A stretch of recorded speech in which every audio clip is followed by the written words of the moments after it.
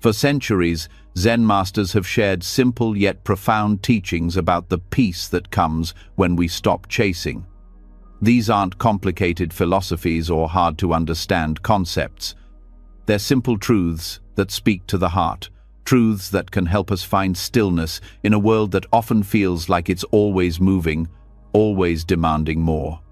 Before we begin, take a moment to relax. Wherever you are, however you're feeling, allow your breath to slow down naturally. There's nothing you need to figure out or do perfectly. Just let these stories wash over you, gently and freely. Each one offers a doorway to a kind of peace that isn't found in striving but in letting go. The wisdom of Zen teaches us that peace isn't something we must chase or search for. It's already here, in the present moment, in this very breath. You don't have to go anywhere to find it. Relax. Take a slow, deep breath and allow yourself to let go of any thoughts of needing to achieve, needing to chase. Let's begin our journey together. Zen Master Tao sat quietly by the river, his eyes fixed on the water as it flowed gently toward the horizon. The air was calm, and the world seemed to move in perfect harmony with the rhythm of the river. There was no rushing, no hurry, just the peaceful, unhurried flow of life. Tao, sitting still, absorbed the serenity of the moment. Not far from him, a man in a small boat was rowing furiously against the current. His face was red with effort, and sweat dripped from his brow. His arms moved frantically, pushing the oars into the water. Yet the boat hardly seemed to move forward. With every stroke, the current pushed back, making the man's struggle feel like a battle he couldn't win. His eyes were fixed on the distant shore, and he seemed determined to reach it, no matter the cost. Master Tao observed the man's struggle for a while. He could see the frustration on the man's face, the exhaustion in his movements. Tao, who had lived many years in stillness and simplicity, understood the futility of the man's actions. The river was not an enemy to be defeated. It was simply flowing, as it always did. Tao remained quiet, watching, knowing that soon the man would begin to notice what he could not yet see. After some time, Tao stood up from his spot and approached the man, his steps quiet and measured. The man, caught up in his efforts, did not notice the master's approach until Tao spoke. "Why do you chase the current?" Tao asked softly, his voice calm and gentle. The man stopped rowing for a moment and looked at Tao, confused by the question. "What do you mean, master?" he replied, his voice strained from the effort. "I must reach the shore. The current is pushing me back, and I must fight it to get where I need to go." Tao smiled slightly, his eyes filled with understanding. "But why do you fight the current?" he asked again. "Why not let it carry you, as it carries everything else in its path? The river does not fight against itself. It moves with ease, and you, too, can move with it." The man's brow furrowed, his confusion growing. "But if I don't fight it, I'll never reach the shore," he said, still gripping the oars tightly, unwilling to let go of his struggle. "I have to try harder. I have to make it happen." Tao's gaze softened, and he knelt down beside the man, his voice steady and peaceful. "The moment you stop fighting the current," he said gently, "you will find yourself on the shore without struggle." The man looked at Tao, his mind racing, trying to make sense of the words. "But if I stop, I'll be carried away. I'll never get to where I need to go," he said, still clinging to the idea that effort was the only way to reach his goal. Tao simply smiled, his voice calm as he spoke once more. "The current does not wish to carry you away," he said. "It is not your enemy. It is simply the way of the river. The moment you stop fighting it, you will be carried gently to where you need to be. The shore is already there, waiting for you. You do not need to force it." The man's hands trembled slightly on the oars as he looked at the river and then back at Tao. His mind was still clouded with doubt, but something in Tao's presence began to settle the turbulence within him. Slowly, he loosened his grip on the oars, his arms aching from the constant struggle. He allowed the boat to drift, carried by the current. For a moment, the man felt a shift inside himself, a quiet release. The current, once an enemy to be conquered, now felt like a gentle force that could be trusted. He watched as the boat slowly moved, inching its way toward the distant shore, no longer fighting, no longer struggling. Tao, watching from the riverbank, said nothing more. He simply stood, allowing the man to experience the wisdom of the moment for himself. The man sat still in the boat, feeling the gentle pull of the current. For the first time, he realized that the river was not something to fight, but something to embrace. The shore, once distant and unreachable, now felt much closer, as though it had always been there, waiting patiently for him to stop fighting against the flow. As the boat continued to drift with the current, the man felt a sense of calm wash over him. The tension in his body began to melt away, and he realized that the struggle had been in his mind, not in the river. The shore would come, just as the river would continue to flow, whether he fought against it or not. Eventually, the boat reached the shore, and the man stepped out, his heart light and filled with a newfound understanding. He turned to Tao, who was still standing by the riverbank, watching with a serene expression. "Master," the man said, his voice filled with gratitude, "I understand now. I have been fighting against something that was never my enemy. I see that the current was not trying to keep me away from the shore. It was only when I stopped struggling that I was able to reach it." Tao nodded, his smile warm and kind. "The river flows, and it always will," he said.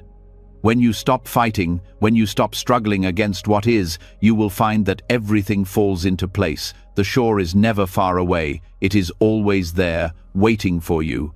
It is only our resistance that keeps us from reaching it."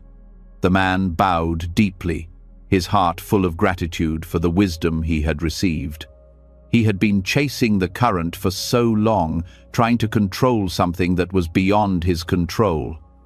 Now, he understood that peace comes not from force, but from surrendering to the flow of life.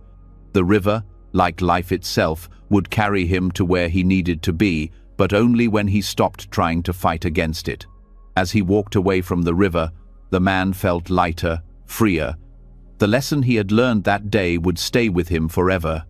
The more he struggled, the more distant the shore had seemed. But when he let go, when he stopped chasing, he had found that life flowed effortlessly toward him. From that day forward, the man no longer fought against the current of life. He learned to trust in the flow, to let go of his need for control, and to move with the rhythm of the world around him.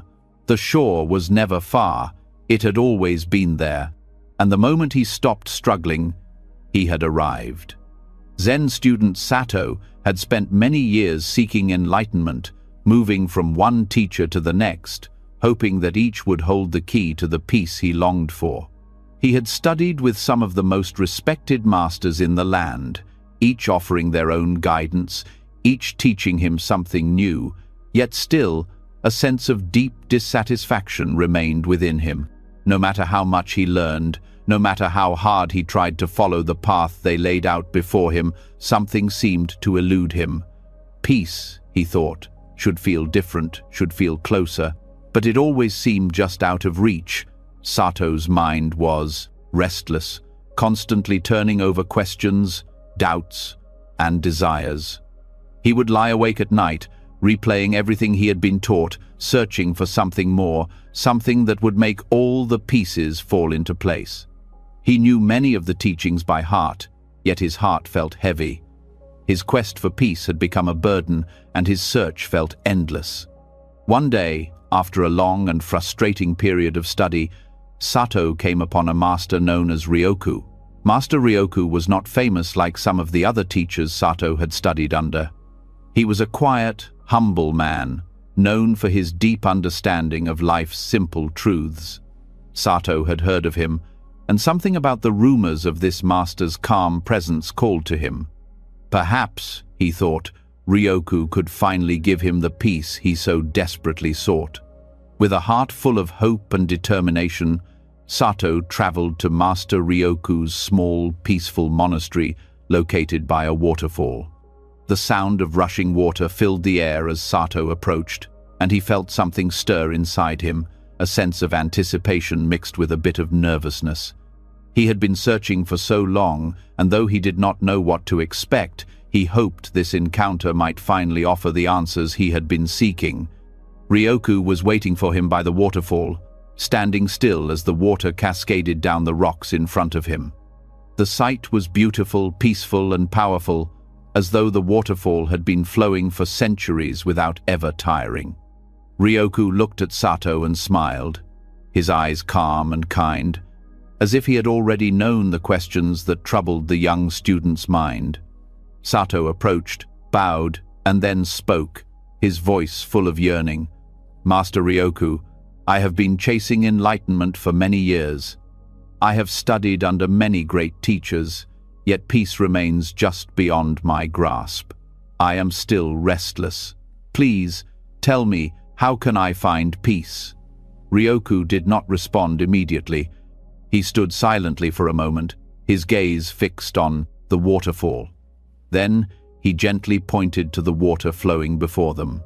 "Look at the waterfall," he said. Sato, though a bit confused, turned his attention to the water. He watched as the water fell from the heights above, flowing effortlessly over the rocks and splashing into the pool below.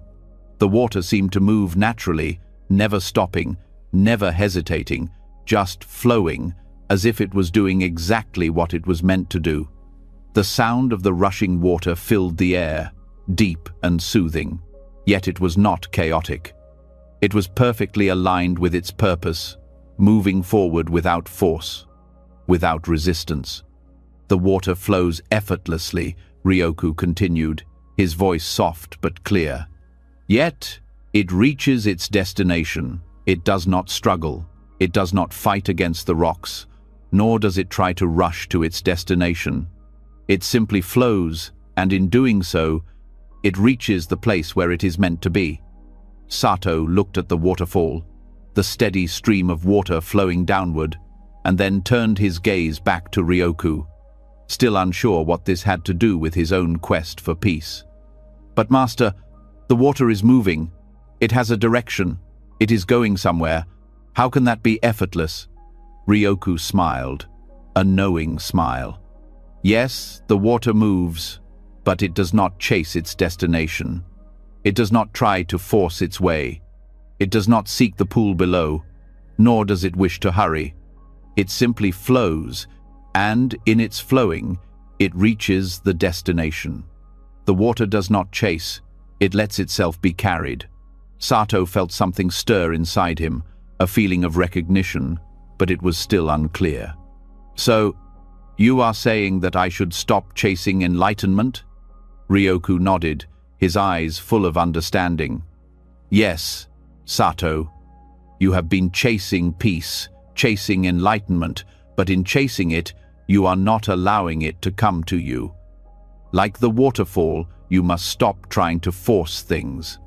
Stop struggling against the flow of life, and it will take you exactly where you need to go. The moment you stop chasing, you will find peace waiting for you." Sato's mind raced as he tried to understand this new idea.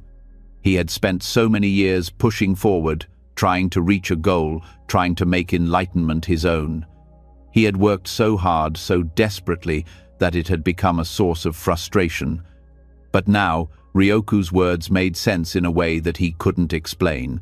He realized that in his effort to achieve peace, he had only created more unrest. Perhaps peace was not something to be chased. Perhaps it was something to be allowed. Ryoku spoke again, his voice gentle and steady. "Do not mistake effort for struggle. The water flows with effort, but it is not a struggle. The key is to stop fighting, stop struggling against what is, and you will find that you are already where you need to be." Sato sat down by the edge of the waterfall, his heart racing. He had spent so much of his life chasing, striving, and fighting. He thought he needed to push harder to find peace, but now he saw that his very struggle was keeping it at a distance. The more he chased, the more elusive it became. He looked at the water again, its calm flow, the way it moved effortlessly over the rocks, never once pausing to question its direction. It simply was. It simply flowed, and in that flow it found its way. Sato felt a deep shift within him. The tension that had filled his body for years began to loosen. He closed his eyes and took a slow, deep breath. The world around him felt quieter now, softer. He could feel the cool air against his skin, the steady rhythm of the water, the gentle hum of life continuing without pause, without effort. He realized that peace, like the water, was already flowing through his life. He had been too busy chasing it to see that it had always been there, waiting for him to stop running after it. Master Ryoku, watching the change in Sato, said softly, "When you stop chasing, you will find that everything you seek is already here. You don't have to force it. You don't have to strive. Just flow." Sato looked up at his master, a sense of clarity settling in his chest. "But master, how do I stop chasing? How do I stop myself from constantly seeking?" Ryoku smiled.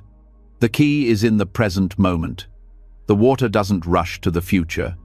It is here in this moment, and it is at peace. You must do the same. Stop thinking of what you must do next, and simply be where you are. Allow yourself to flow with life without trying to control it." Sato felt a wave of peace wash over him as he sat by the waterfall, the sound of the water echoing in his mind. For the first time in years, he felt as if he could simply breathe, as if the weight of his search had lifted. He did not need to chase. He did not need to force. Everything would come in its own time, and he would be carried along just as the water flowed. Master Ryoku's voice was calm as he added one final thought. "The moment you stop chasing, you will find yourself exactly where you need to be. Peace is not something you must find. It is already within you, waiting to be recognized. Like the water, when you stop fighting against life, you will find that it is carrying you gently toward your destination." Sato sat in silence, absorbing the wisdom of his master's words. He could feel the truth of them in every part of his being. He had spent so much time trying to control his journey, trying to make peace happen, but now he understood that peace was not something to be chased. It was something to be allowed, something that flowed naturally when he stopped fighting against it. As he stood up to leave the waterfall, he felt lighter, as though a great burden had been lifted. He did not need to chase anymore. He simply needed to let go and allow the current of life to carry him forward. In the flow of life, he would find his peace. And so, Sato left Master Ryoku's monastery, his heart at ease. He had learned the most important lesson of all, that peace comes when we stop chasing and allow ourselves to flow with life, just as the water flows effortlessly toward its destination. Jun was a young monk, full of energy and determination. He had joined the monastery at an early age, eager to find the path to enlightenment. Every day, he followed the teachings of his masters with great diligence. He read the sacred texts, performed his meditation practices, and sought out wisdom from the monks around him. But despite all his efforts, Jun felt unsatisfied. The peace and clarity that he longed for always seemed just beyond his reach. The more he studied, the more restless he became. He wanted to attain enlightenment quickly, to experience the deep peace that came with it, and he believed that the faster he could get there, the better his life would be. He thought that if he worked hard enough, put in enough effort, he would be rewarded. He wanted to know the secret, to be shown the shortcut to enlightenment. Each day, his desire grew stronger, and so did his frustration. He could feel his impatience growing, his thoughts becoming more scattered as he struggled with this longing to arrive. One evening, Jun went to Master Quan, an old and wise monk, known for his quiet wisdom and deep understanding of Zen. Master Quan was sitting in the garden, tending to the flowers and plants with great care. Jun approached him and bowed, as he had been taught, before speaking with a tone filled with eagerness and impatience. "Master Quan," Jun said, his voice filled with urgency, "how can I become enlightened? I have followed the practices, I have studied, I have meditated, but I still feel restless. What is the quickest way to enlightenment?" Master Quan looked up from his work with a calm, steady gaze. He didn't respond immediately, but instead, he smiled gently and nodded toward the trees nearby, where a monkey was chasing its own tail. The monkey, moving in circles, seemed determined, yet no matter how hard it tried, it could not catch the tail. It spun around and around, always chasing, but never quite reaching the prize. "Jun," Master Quan said softly, "have you ever watched a monkey chase its tail?" Jun paused and turned his gaze toward the monkey. He watched as the little creature continued its frantic spinning, moving faster and faster in its pursuit, but still unable to catch what it sought. The monkey's movements were wild and full of energy, but in the end, it was always just out of reach of the very thing it was chasing. "Yes, Master," Jun replied, nodding. "I've seen it many times. It never catches its tail." Master Quan smiled again, his expression calm and full of understanding. "The monkey never catches its tail, Jun, but when it stops chasing, the tail is there, waiting. Do you see?" Jun furrowed his brow, trying to make sense of what Master Quan was saying. He had always been taught that effort and striving were essential to reaching enlightenment. His desire to attain it quickly felt so strong, he couldn't understand how stopping could lead to finding what he sought. "Master," Jun said, still not fully grasping the point, "but if the monkey stops chasing, how does it get its tail? If it wants the tail, shouldn't it keep trying? Shouldn't it put in more effort?" Master Quan gently shook his head. "You see, Jun, the monkey's tail is always there. It is never out of reach, but as long as the monkey is chasing, it cannot see that the tail is right behind it. It is only when the monkey stops chasing that it finds what it was looking for all along. The effort, the frantic chasing, only keeps it from what is already present." Jun's mind began to settle as he heard Master Quan's words, but he still didn't understand fully. He had been taught to strive, to work hard, to put in all his energy into the pursuit of enlightenment. To stop striving felt wrong to him, like giving up. How could that possibly be the answer? Master Quan saw the confusion in Jun's eyes and spoke again, his voice full of quiet wisdom. "You are like the monkey, Jun.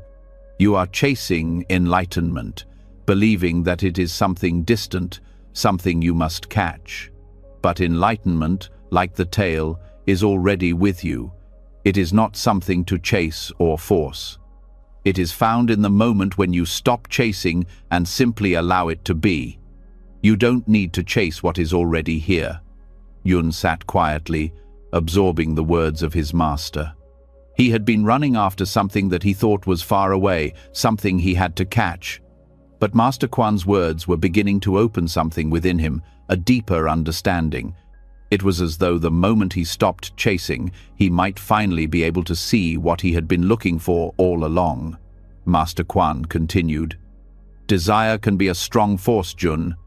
It can drive you to achieve many things, but it can also blind you to the peace that is already available. When you stop chasing, you create space for what is naturally there to reveal itself." Jun took a deep breath, his mind calming as he thought about the monkey and the tail. He realized that, in his own life, he had been chasing the idea of enlightenment, trying to force it into his life through effort and will, but he had never stopped to simply let it be, to simply allow it to unfold naturally. His mind had been clouded by desire, by the need to achieve, and in that struggle, he had missed the point entirely. He looked at Master Quan, who was now back to tending the flowers, his movements slow and purposeful, each one flowing with ease. Jun sat quietly beside him, his mind settling into a deeper state of peace. He felt a shift within him, a quiet realization that maybe, just maybe, enlightenment was not something he had to chase. Perhaps it was always there, in the stillness of the present moment, waiting for him to stop running after it. Master Quan, sensing the change in Jun, turned to him once more. "Jun," he said gently, "the moment you stop chasing, you will find that everything you seek is already with you. Stop running, stop striving, and allow yourself to simply be present. When you stop chasing, you will find what you seek without effort." Jun nodded slowly, understanding now in a way he hadn't before. The chase, the striving, the constant pushing forward, it had all been a distraction. He had been caught in the belief that enlightenment was a distant goal to be attained, when in reality it was already present, in each moment, waiting to be discovered when he stopped running after it. That night, for the first time in many weeks, Jun slept peacefully. He awoke the next morning with a quiet mind, no longer burdened by the need to attain anything. He walked outside to the garden, where Master Quan was already working. The morning air was fresh and still, and Jun felt a sense of calm he had never known before. Master Quan was pulling weeds from the garden, his movements slow and deliberate, his attention fully on the task at hand. Jun joined him, silently, and began to help. As they worked together, Jun realized that each movement, each breath, each moment was enough. He didn't need to strive for anything more. The peace he had been seeking was already within him, and it was only through stopping the chase that he could begin to feel it. The days passed, and Jun continued his work at the monastery. He practiced meditation with more ease, no longer feeling the need to force himself into a state of stillness. He simply sat, aware of the present moment, and in that awareness, he found peace. The desire to attain enlightenment quickly faded, replaced by a deep sense of gratitude for the simplicity of life. Years later, when people asked Jun about his path to enlightenment, he would smile and share the story of Master Quan and the monkey chasing its tail. "I spent many years chasing enlightenment," he would say. "But it was only when I stopped chasing that I found it. I learned that peace is not something to be attained. It is already here, waiting for us to stop running after it." And so, Jun's journey was no longer a struggle, but a gentle unfolding, like the natural flow of the water in a stream. He had learned that the more we chase something, the farther it moves away from us.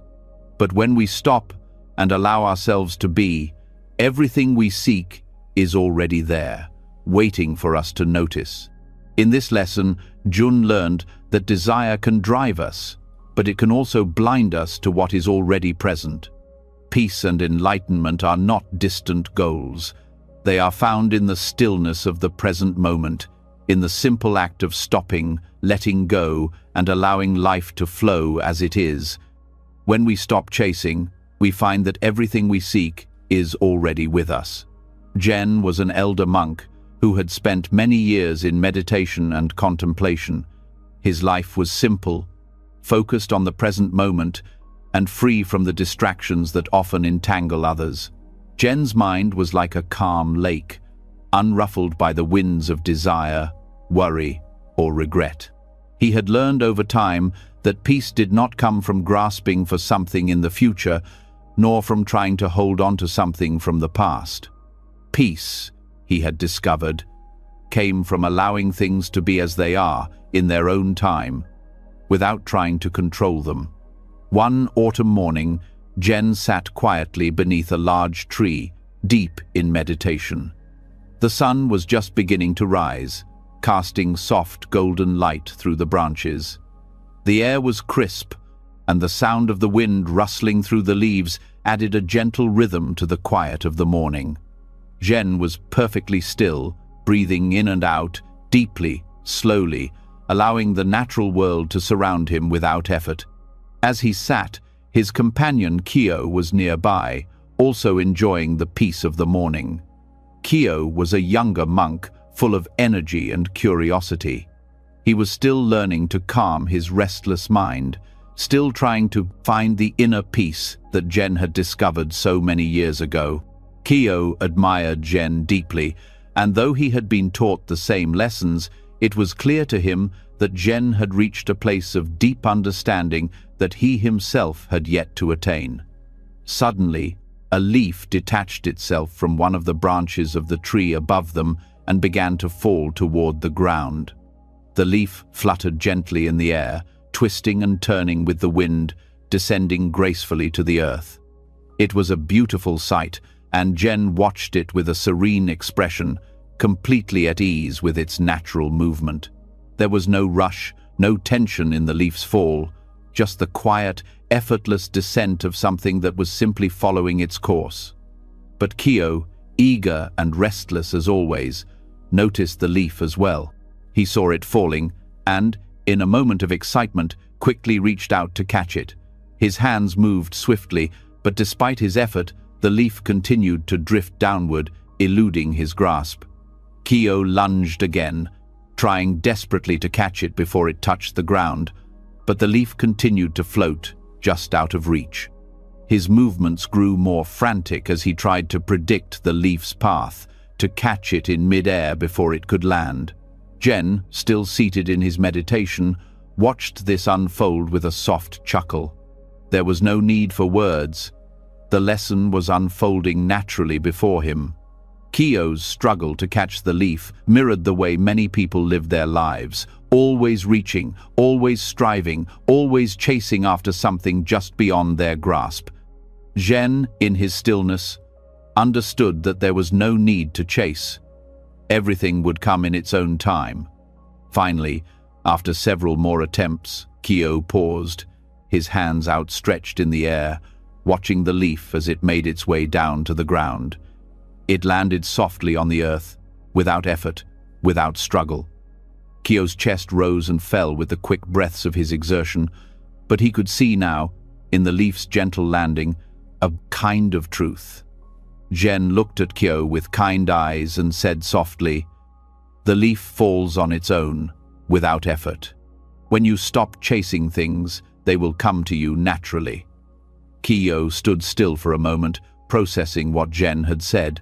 He glanced at the leaf now resting peacefully on the ground, its journey complete. It had come down effortlessly, not in haste, but in its own time, as it was meant to. And yet, Kyo had tried so hard to catch it, to control its path, believing that his effort would make it his. He had not understood, until now, that the leaf would have come to him without his chasing. Zen continued, his voice calm and steady. "You see, Kyo, when you chase something, you make it harder to obtain. You create tension, you create struggle, but when you stop chasing, things will naturally come to you. They will find their way to you, in their own time, without effort." Kyo looked down at the leaf and then back at Jen, a deep sense of understanding beginning to take root in his heart. He realized that the leaf was a perfect example of how life works. The more he tried to control the world around him, the more it seemed to slip away. The more he grasped, the more elusive everything became. But in the stillness, in the letting go, things flowed naturally. Jen could see the shift in Kyo's awareness. The young monk's eyes had softened, and his posture had relaxed. He had seen how his frantic efforts had made the situation more difficult, and he understood now that there was a gentler way to live, a way that did not require force or struggle. "The leaf didn't need to be caught," Jen said gently. "It was already on its way. It had its own path to follow, its own time to fall. The same is true for everything in life. When we stop trying to control the outcome, when we let go of our desire to make things happen, we allow life to unfold naturally. We allow things to come to us without struggle." Kyo sat down beside Jen, feeling the weight of his master's words sink into his heart. He had spent so much of his life chasing after things, chasing recognition, chasing success, chasing peace, but now he saw that the more he chased, the farther away those things seemed. It was only in letting go, in stopping the chase, that he could truly find what he was looking for. For the rest of the morning, Kyo and Jen sat in quiet meditation, the sounds of the world around them blending with the stillness in their hearts. The breeze continued to rustle through the leaves, the sun climbed higher in the sky, and the world moved as it always did, without effort, without hurry. As Kyo sat there, he realized something profound. Peace could not be chased. It was not a goal to be reached, not a prize to be obtained. Peace was a state of being, a state that could only be found in the present moment, when he stopped trying to control it, when he stopped reaching for it. Peace, like the leaf, came naturally when he allowed it to. The next day, as Kyo went about his tasks, he found himself noticing the subtle ways in which he had been chasing things. He noticed how often he reached for things, trying to force outcomes, trying to make things happen according to his own will. He realized that in his efforts to control, he had created tension in his life. But now, with the wisdom of the leaf in his heart, Kyo decided to stop chasing. He would let go and allow things to come to him naturally. Over time, Kyo's life began to change. He found that when he stopped chasing success, success came to him in unexpected ways. When he stopped chasing approval, he found that others began to respect him for who he truly was. And most importantly, when he stopped chasing peace, he found it within himself, resting in the stillness of his heart. One evening, as the sun set and the day came to a close, Kyo found himself sitting in the same spot where the leaf had fallen so many days before. He smiled to himself, remembering the lesson Jen had taught him. He had stopped chasing, and in doing so, he had found everything he had been looking for. Jen came and sat beside him, as he always did, and the two monks sat in quiet togetherness, watching the day turn into night. The world continued to move around them, but for the first time, Kyo felt at peace with it all. He did not need to chase the world anymore. He only needed to be present with it. As they sat, Jen spoke once more, his voice as calm as the night air. Life will always come to you, Kyo, when you stop chasing. Everything you need is already here, already within you. You need only stop running after it and allow it to come in its own time. Kyo nodded, his heart full of gratitude. He had learned the greatest lesson of all, the lesson that the more we chase, the more we struggle. But when we stop, when we let go of our need to control, we find that everything comes to us, effortlessly, naturally, just as it is meant to. And in that moment, as Kyo sat beside Jen, he understood that life, like the falling leaf, would always find its way to him. All he needed to do was let it fall, without trying to catch it, and trust that it would land exactly where it was meant to. From that day forward, Kyo's life was lighter. He moved through each moment with a calm heart, free from the need to chase or control. And in doing so, he found that everything he sought, peace, happiness, and fulfillment, was already with him, waiting for him to stop running after it. The falling leaf had shown him the way. Haru was a farmer who worked from dawn until dusk, day after day, on the land that had been passed down through his family for generations. He was a man of simple needs but great determination. He believed that the harder he worked, the more he would receive in return. His hands were calloused from years of toil, his back aching from long hours spent bent over his fields. He never stopped, never took a break, always pushing himself, always striving to make the land yield more. Every morning, Haru would rise before the sun, gather his tools, and head to the fields. He would toil from the first light of day until the last rays of the sun faded into the horizon. He plowed the soil, planted the seeds, watered the crops, and tended to them with the same unyielding effort. He believed that his work was the only way to ensure a good harvest. In his mind, the more effort he put into his labor, the greater the reward would be. But despite his tireless work, Haru's life was always a struggle. His crops were not always as plentiful as he had hoped, and the seasons often seemed to turn against him. There were times when the rains would not come, or the harvest would be smaller than expected. Yet, Haru never rested. He believed that the key to success was more labor, more effort. Every day, he pushed himself harder, believing that if he worked just a little longer, the harvest would come and his life would improve. One day, as Haru was working in the field, drenched in sweat, pulling weeds from around his crops, he noticed a Zen master passing by. The master was an older man, dressed in simple robes, walking slowly along the path that ran alongside Haru's fields. The Zen master stopped for a moment and watched Haru, his eyes observing the man's movements with quiet attention. Haru, noticing the master, wiped the sweat from his brow and greeted him.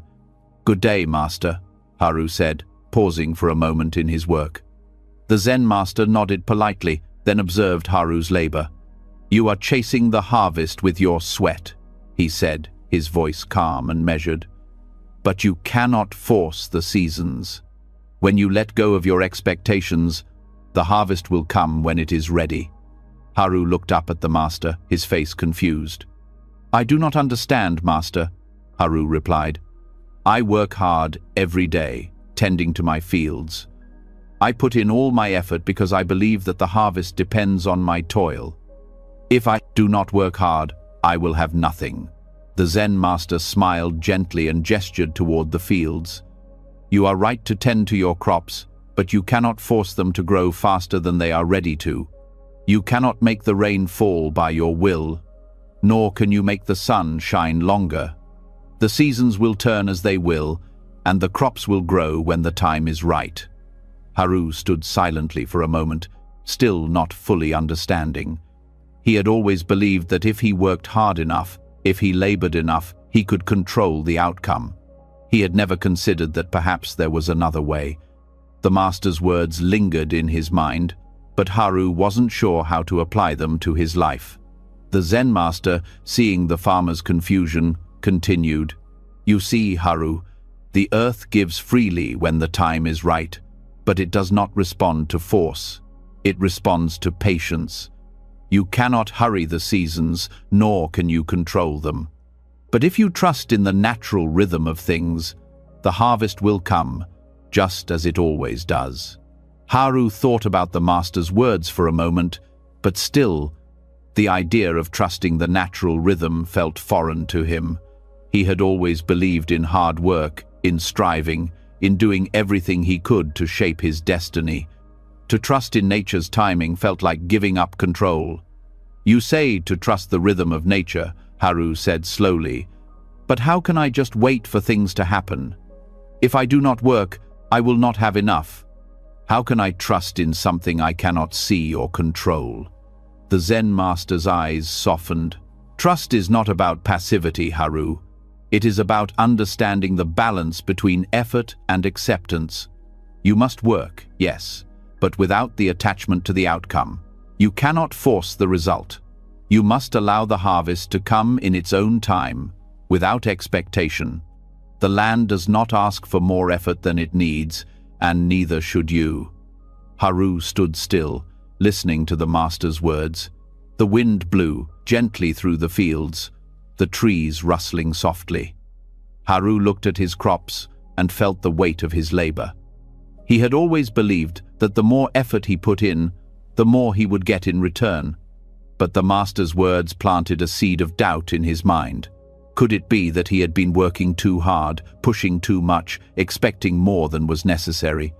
The Zen master continued, "When you let go of your expectations, when you stop forcing the outcome, you create space for peace and for ease. You will still work, still tend to your crops, but without the need to control everything. And in that space, the harvest will come, and you will be ready to receive it." Haru stood quietly for a while, the master's words sinking into his mind. It was a difficult idea for him to grasp, but he felt something stirring inside him, a sense of relief, as though a heavy burden was beginning to lift. He had been chasing the harvest, chasing the result, chasing the future, and in doing so, he had been exhausting himself, draining his energy with no guarantee of success. Perhaps the master was right. Perhaps it was time to let go. The Zen master gave Haru one last smile before continuing on his way, leaving the farmer to reflect on what he had heard. Haru watched him disappear down the path, and then he turned back to his fields. The work was still there, the weeds still needed to be pulled, and the crops still needed care. But something had changed in Haru's heart. He realized that while he still needed to work, he did not need to force the result. He could trust in the natural course of things. Over the next few days, Haru continued his work in the fields, but he did so with a lighter heart. He no longer focused solely on the outcome, the harvest that was still months away. Instead, he began to find peace in the work itself. He still tended to the crops, watered the plants, and cleared the weeds. But now he did so without the constant need to control or hurry. Each moment of work became its own reward, a simple act of care rather than a frantic attempt to reach the future. As the seasons passed, Haru began to notice changes in himself. He became less anxious about the harvest. The rains came when they were meant to, the sun shone when it was time, and the crops grew at their own pace. Haru could see the results of his work, but he no longer felt the intense pressure to control every detail. The harvest, when it came, was plentiful, but more importantly, it came without the same struggle that had once consumed him. One day, as Haru stood in his fields, watching the crops sway gently in the breeze, he realized that the master's teachings had worked. By letting go of his expectations, by trusting in the natural flow of life, he had found peace. The work was still there, but it was no longer a burden. It was a part of the rhythm of life, and he had learned to move with it. Years later, Haru would often reflect on that moment with the Zen master. He had learned that true abundance came not from the amount of effort one put into something, but from the ability to allow things to unfold as they are meant to. Through this lesson, Haru discovered a new way of living, one where peace came not from striving but from surrendering to the natural flow of life. Haru's life became richer, not because he worked harder, but because he learned to work with nature, to accept the seasons as they came, and to trust that the harvest would arrive when it was ready. And, in that trust, he found the greatest reward of all: peace. Monk Ryota was young and full of energy. His desire to reach nirvana burned with a fierce intensity. Every moment of his life was dedicated to the pursuit of enlightenment. He studied the scriptures, practiced his meditation, and followed every rule and instruction with the belief that through sheer effort he would one day reach his goal. He imagined nirvana as a distant place, something he could attain by working hard, as enough by pushing himself to his limits. Yet, despite his constant striving, Ryota felt a sense of dissatisfaction. He could not seem to quiet his mind completely, nor could he find the peace he so desperately sought. The more he focused on the goal, the more elusive it became. Every moment felt like a race towards something he could not quite reach. There was no peace, no stillness, only a constant drive for the next achievement, the next step, the next moment. One morning, after a particularly long and exhausting meditation session, Ryota went for a walk in the temple's garden to clear his mind. He was still restless, his mind full of thoughts and desires for enlightenment, but he hoped the fresh air and quiet surroundings would help him find some calm. As he walked through the garden, his eyes were drawn to Master Daichi, an older monk who had lived in the temple for many years. Daichi was strolling slowly through the garden, his hands folded in front of him, his steps deliberate and measured. He seemed to be enjoying the simple act of walking, fully present in each step, without hurry or concern. The sun shone gently on his face, and the air was calm, but Ryota could not help but notice how slowly Daichi moved, almost as if there was no rush at all. Ryota, unable to hold back his curiosity, approached the older monk. "Master, He asked, "Why do you move so slowly? You must know that time is precious, and yet you walk as if you have all the time in the world. Shouldn't we be rushing toward enlightenment? Shouldn't we be working faster, meditating more, striving harder to reach nirvana?" Daiichi smiled, his eyes twinkling with wisdom. He looked at Ryota for a long moment before responding. "I am not rushing toward nirvana, my young friend," Daiichi said slowly. "I am already here, in this moment. The moment you stop rushing, you'll discover that everything you seek is already here." Ryota was taken aback by the simplicity of Daiichi's words. He had always thought that enlightenment was something distant, something to be reached by hard work and dedication. He had always believed that he had to move faster, push harder, achieve more in order to reach nirvana. But Daiichi's words stirred something in his heart, something he couldn't quite explain. "Master, I don't understand," Ryota said, his voice filled with confusion. "How can we already be in nirvana? How can we be already where we need to be?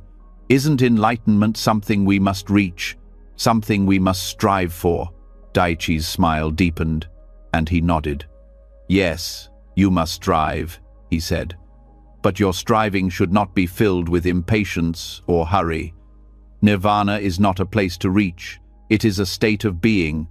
It is not something distant, something you must work toward. It is here, in this moment, right now.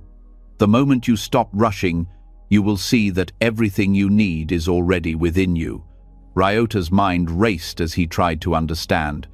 He had spent so many years chasing after something he believed was far off in the future. He had always believed that enlightenment would come if he worked hard enough, meditated enough, and followed the path precisely. But Daiichi's words made him question everything. Could it be that the answer was not in striving, not in rushing, but in simply being? Master Daiichi continued, "You see, Ryota, when you rush towards something, you create tension. You create a sense of lack, as if something is missing.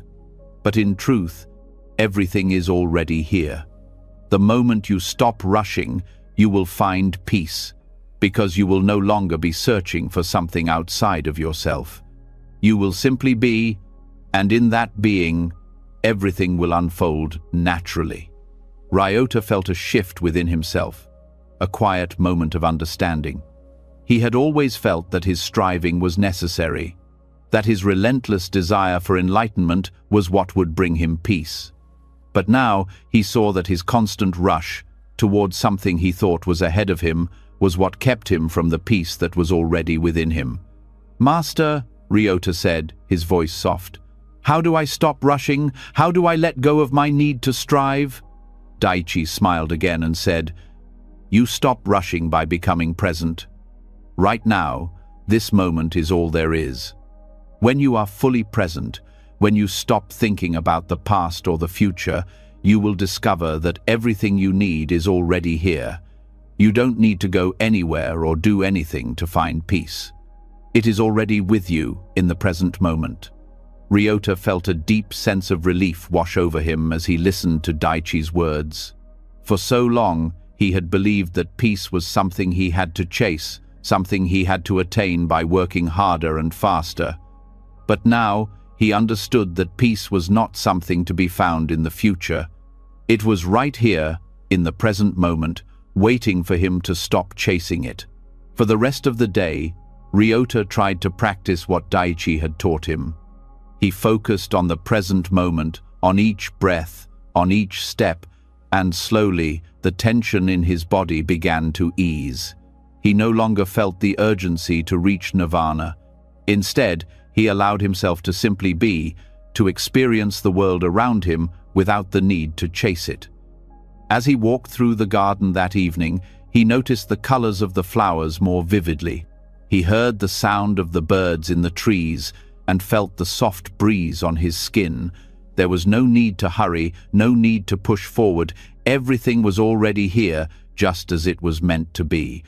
In the following weeks, Ryota continued to practice being present. His meditation became more peaceful, his mind quieter, and his heart lighter. The more he let go of the need to strive, the more he felt a deep sense of peace growing within him. He still worked hard, still followed the teachings of the monastery, but now his efforts were no longer driven by the need to reach an unattainable goal. Instead, he worked from a place of acceptance, of being, knowing that everything would unfold in its own time. One evening, Ryota sat by the same garden where he had first spoken with Master Daichi. He looked up at the sky and felt a deep sense of gratitude. The stars were beginning to appear, and the moon cast a soft glow on the ground. Ryota closed his eyes and took a deep breath, feeling the peace of the present moment fill him completely. He had stopped rushing, and in doing so, he had found the peace he had been seeking all along. Master Daichi appeared beside him, sitting down quietly in the grass. He looked at Ryota with a knowing smile. "How does it feel to be here, in this moment, without rushing?" he asked. Ryota opened his eyes and looked at his master. "It feels peaceful, Master," he said, his voice calm. "I understand now. Nirvana is not something I need to chase. It is already here, in this moment, in the stillness." Daichi nodded. "Yes, Ryota. The moment you stop rushing, the moment you stop chasing, you will find that everything you seek is already here, already within you. Peace is not something you must attain. It is something you must allow." From that moment on, Ryota no longer rushed toward nirvana. He still walked the path of meditation, study, and practice, but he did so with a heart that was already at peace. He understood that enlightenment was not a goal to be reached, but a way of being. And in that understanding, he found the peace that had eluded him for so long. Years later, when others asked Ryota how he had found such peace, he would smile and say, "I stopped rushing. I stopped chasing. And in that stillness, I discovered that everything I sought was already here." Takeshi was a traveler, one who had spent much of his life wandering in search of meaning. From a young age, he had felt an inner thirst, a longing he could not understand. The world was vast, filled with possibilities, yet he could not shake the feeling that something essential was missing. He had traveled far and wide, through cities and mountains, villages and forests, seeking wisdom from anyone he could find. He had met many people, learned many teachings, and heard countless stories, but none of them seemed to quench the thirst that burned inside him. One day, after a long journey across a barren land, Takeshi arrived at a Zen temple nestled in a quiet valley. The temple was serene and peaceful, its simplicity offering a stark contrast to the restless wanderings of his mind. Takeshi had heard of this temple, of the great wisdom that flowed from its walls, and he hoped that perhaps this place could hold the answers he had been seeking. He entered the temple, his steps slow and deliberate, as if the very act of stepping onto the grounds of the temple might bring him some relief. Inside, he was greeted by Master Haku, an elder monk known for his quiet wisdom and deep understanding of life's mysteries. Takeshi, his voice filled with eagerness, bowed deeply and asked, "Master Haku, I have traveled far in search of the secret to life. I have sought wisdom from many, but none have been able to quench the thirst that I feel inside me. Please, tell me the secret to life. What is the key to peace and understanding?" Master Haku looked at Takeshi for a long moment, his eyes calm and steady, as if he had already seen the answer to the traveler's question. Then, without speaking, he gestured toward a well near the edge of the temple's garden. The well was simple, made of stone, with clear water reflecting the sky above. Haku walked toward the well, and Takeshi, eager for some answer, followed him. "Drink from the well," Haku said quietly, "but do not grasp the water, only drink it as it is." Takeshi was puzzled by the monk's words, but did not question him. He knelt beside the well and cupped his hands, scooping up some of the cool water and bringing it to his lips. The water was refreshing, pure, and cold. It felt good as it slid down his throat, quenching his thirst. But as he set his hands down and stood up, he could not help but feel a lingering question. What did the master mean by not grasping the water? Hadn't he simply taken what was offered, drunk it, and felt his thirst quenched? He turned to Master Haku, still filled with curiosity. "Master," he asked, "I drank from the well, but how does this relate to my search for meaning? You told me to drink, but not to grasp the water. I don't understand." Master Haku smiled softly, his gaze filled with understanding. "Takeshi, you are like the thirsty traveler who keeps grasping for water, believing that in grasping you will find peace. But the moment you stop grasping, life will quench your thirst. The water is here, and it is always available, but you must stop trying to control it. Stop trying to hold on to it. You must drink it as it is, without trying to grasp it." Takeshi was silent for a moment, trying to understand the depth of what Master Haku was saying. He had spent his entire life grasping, reaching for something he could not define. He had thought that by searching harder, by seeking more answers, he would find peace. But now, as he stood by the well, he realized that perhaps his search had been misguided. Perhaps it was not the water that was the problem, but his attempt to control it, to possess it. Haku spoke again, his voice steady and clear. "The water in the well is like life. It flows freely, without effort. But you, Takeshi, are like a traveler who keeps reaching for it, grasping for it, thinking that you must control it to find peace. Life is not something you can control. It is not something you can grasp or hold on to. When you stop grasping, when you stop forcing, you will find that life will quench your thirst on its own." Takeshi felt a shift within himself, as if a veil had been lifted from his mind. He had been searching for peace in all the wrong places. He had thought that if he could only reach the right place, meet the right teacher, or learn the right philosophy, he would find what he was looking for. But now he saw that the search itself had been the problem. His constant reaching, his constant grasping, had kept him from the peace that was already available to him. "I see now, Master," Takeshi said, his voice soft. "I have been searching for peace, but I have been searching in the wrong way. I have been grasping, trying to control everything. I thought that by seeking more, by striving more, I would find what I was looking for. But I see now that peace is not something I can control. It is already here, in this moment, waiting for me to stop grasping." Haku nodded, his expression serene. "Yes, Takeshi. Life flows like the water in the well.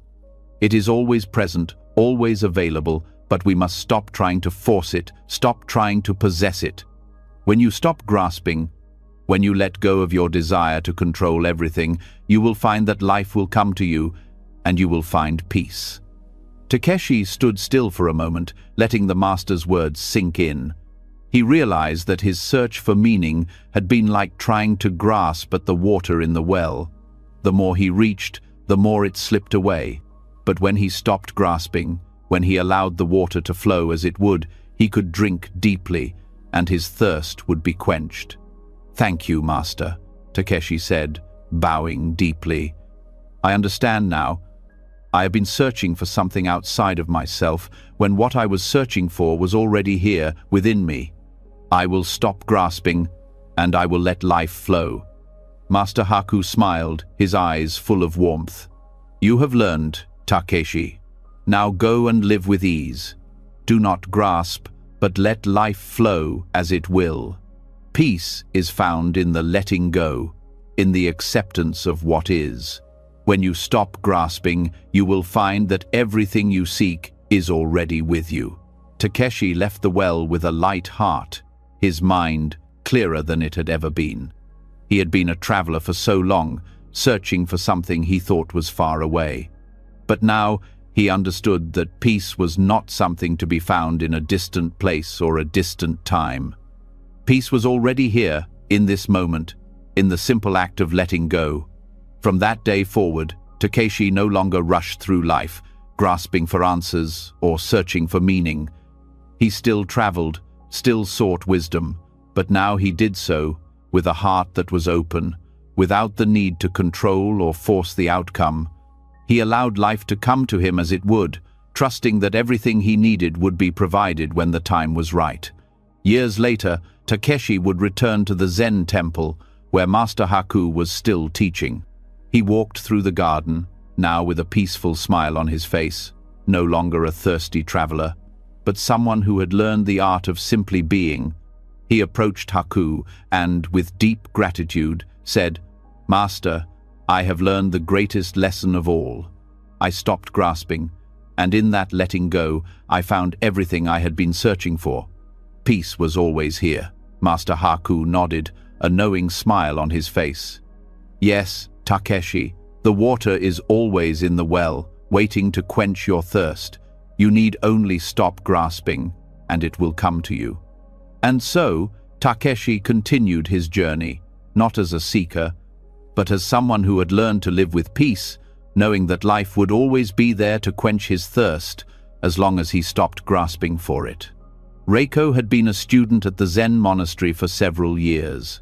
She was diligent in her practice, spending hours each day meditating, studying the teachings of the Buddha, and performing her duties with care. Yet, despite her commitment, Reiko felt a sense of unrest that she could not shake. The world around her seemed chaotic, constantly filled with noise, distractions, and endless demands. No matter how hard she worked to find peace, the world outside seemed to pull her in every direction. One afternoon, after a particularly difficult day, Reiko approached Master Nori, a wise and patient monk who had been her teacher since she arrived at the temple. She had come to admire him for his deep understanding and calm presence. There was something about the way he moved through the world that seemed effortless, as if he were not affected by the turbulence of life. Reiko had often wondered how he remained so peaceful despite the challenges of the world. "Master," she began, her voice filled with the frustration she had been carrying for weeks, "how can I remain peaceful in this chaotic world? I try to meditate, I follow the teachings, but I cannot seem to quiet my mind. The world is so loud, so full of distractions. How do I find peace when everything around me is in constant turmoil?" Master Nori listened carefully, nodding in understanding. He did not answer right away, as he often took his time before speaking, allowing the right words to emerge naturally. After a moment, he rose from his seat and motioned for Reiko to follow him. They walked together toward the small pond that sat at the edge of the temple's garden. The sun was beginning to set, casting a warm golden light across the water, and the sounds of the day were starting to fade into the evening stillness. As they reached the edge of the pond, Master Nori pointed to a lotus flower that was blooming in the water. The flower was beautiful, its petals soft and delicate, standing out against the dark surface of the pond. Despite the water being murky, with bits of mud and leaves floating around it, the lotus stood tall and pure, untouched by the surrounding mess. "Reiko," Master Nori said, his voice calm and steady, "do you see this lotus flower? It grows in the muddy waters, yet it remains untouched by the mud. It does not struggle against the murkiness, nor does it try to escape the water. It simply blooms where it is, in the midst of the chaos." Reiko stared at the lotus, seeing how it seemed so peaceful and graceful, despite the conditions around it. She could not understand how it could remain so pure in such a muddy environment. "But Master," Reiko said, "the lotus grows in mud. How can it remain untouched? Doesn't the mud affect it? Doesn't it get dirty or trapped in the mess?" Master Nori smiled gently and looked at Reiko with understanding. "The lotus does not resist the mud, Reiko. It does not try to escape it or fight against it. It grows in the mud, but it does not let the mud define it. The mud is simply the environment in which the lotus grows. It does not allow the chaos of the water to affect its beauty. It blooms naturally, without struggle. Reiko's mind was racing as she tried to understand the deeper meaning of what Master Nori was saying. So, you are saying that I should not try to escape the chaos of the world? I should not try to fight against it? Master Nori nodded. Exactly. The world is full of noise, distractions, and struggles. You cannot control what happens around you, just as the lotus cannot control the mud in the water. But you can choose how to respond. The key is to let go of your attachment to outcomes. When you stop trying to change the world, to make it something other than what it is, you will find peace. Reiko stood in silence, watching the lotus bloom in the murky water. The idea was difficult to grasp, but something about it resonated deeply with her. For so long, she had been fighting against the chaos of the world. She had been trying to find peace by changing everything around her, by making everything perfect. But now she realized that the world would never be perfect, and that peace could not come from controlling external circumstances. The lotus does not fight the mud, Master Nori continued. It simply grows where it is, without attachment to the conditions around it. It blooms because it is true to its nature. In the same way, you must be true to your own nature. Do not try to escape the world or change it. Simply let go of your attachment to how you think things should be, and you will find that peace flows naturally. Reiko felt a sense of clarity begin to wash over her. She had been trying so hard to find peace by changing her circumstances, by making everything in her life perfect. She thought that if she could just make the world calm, she would feel at ease. But now she understood that peace was not something that could be forced or controlled. It was something that came from within when she stopped trying to fight against the world. She looked at Master Nori, her eyes filled with a new understanding. "So, Master," she said softly, "I must stop struggling against the world. I must stop trying to control everything and simply be present, just like the lotus. Is that the key to peace?" Master Nori nodded, his face serene. "Yes, Reiko.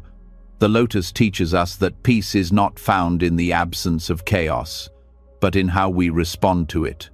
When you let go of your attachment to outcomes, when you stop trying to control everything, you will find that life flows without struggle.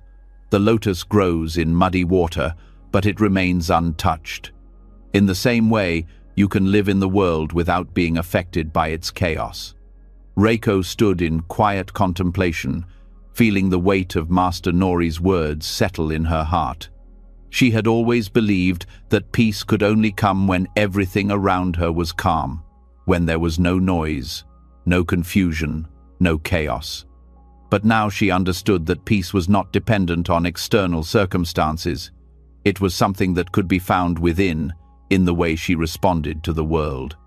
As they stood by the pond, the last rays of the sun dipped below the horizon and the garden grew quiet. Reiko felt a deep sense of calm wash over her, as if a heavy burden had been lifted from her shoulders. She realized that the peace she had been searching for was already within her, waiting for her to stop struggling and to simply allow it to emerge. "Thank you, Master," Reiko said, bowing deeply. "I see now that I do not need to fight against the world to find peace. I need only to let go and accept things as they are. The lotus blooms in the mud because it does not resist. I, too, can bloom in the world by letting go of my attachments." Master Nori smiled, his eyes full of warmth. "You have learned well, Reiko. Remember, life flows like the water in the pond. It will always be full of challenges, full of distractions. But when you stop struggling, when you let go of your need to control, you will find that peace flows naturally." Reiko left the garden that evening with a lighter heart, her mind clearer than it had been in years. She no longer felt the need to control the world or to fight against its chaos. Instead, she knew that peace could be found in the present moment, just as the lotus blooms in the muddy water. She would live her life with more acceptance, letting go of her attachment to outcomes and allowing life to flow as it would. In the days that followed, Reiko practiced the teachings of Master Nori. She still encountered challenges, still faced the chaos of the world, but she no longer felt overwhelmed by it.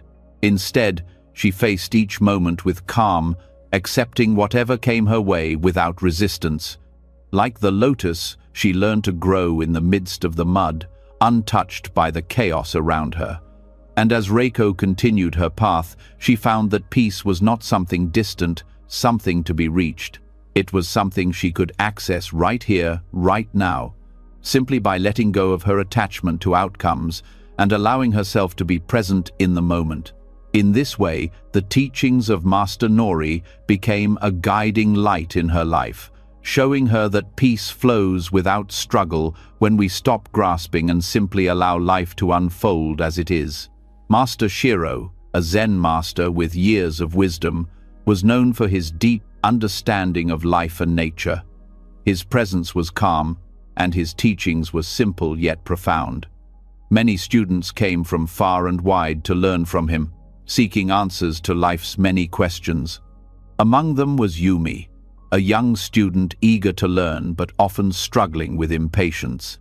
She wanted to understand the deeper truths of life, to find peace in a world that often felt chaotic, but she was unsure how to quiet the noise in her heart. Yumi had been studying under Master Shiro for some time now.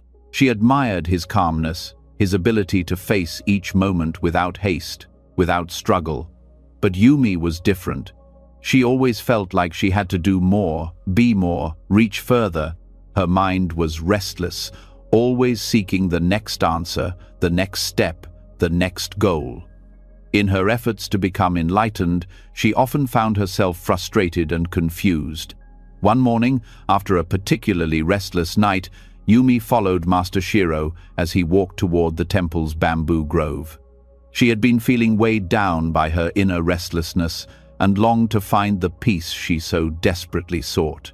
Master Shiro had always been gentle in his teachings, never pushing her too hard, but Yumi could sense that today he had something important to share with her.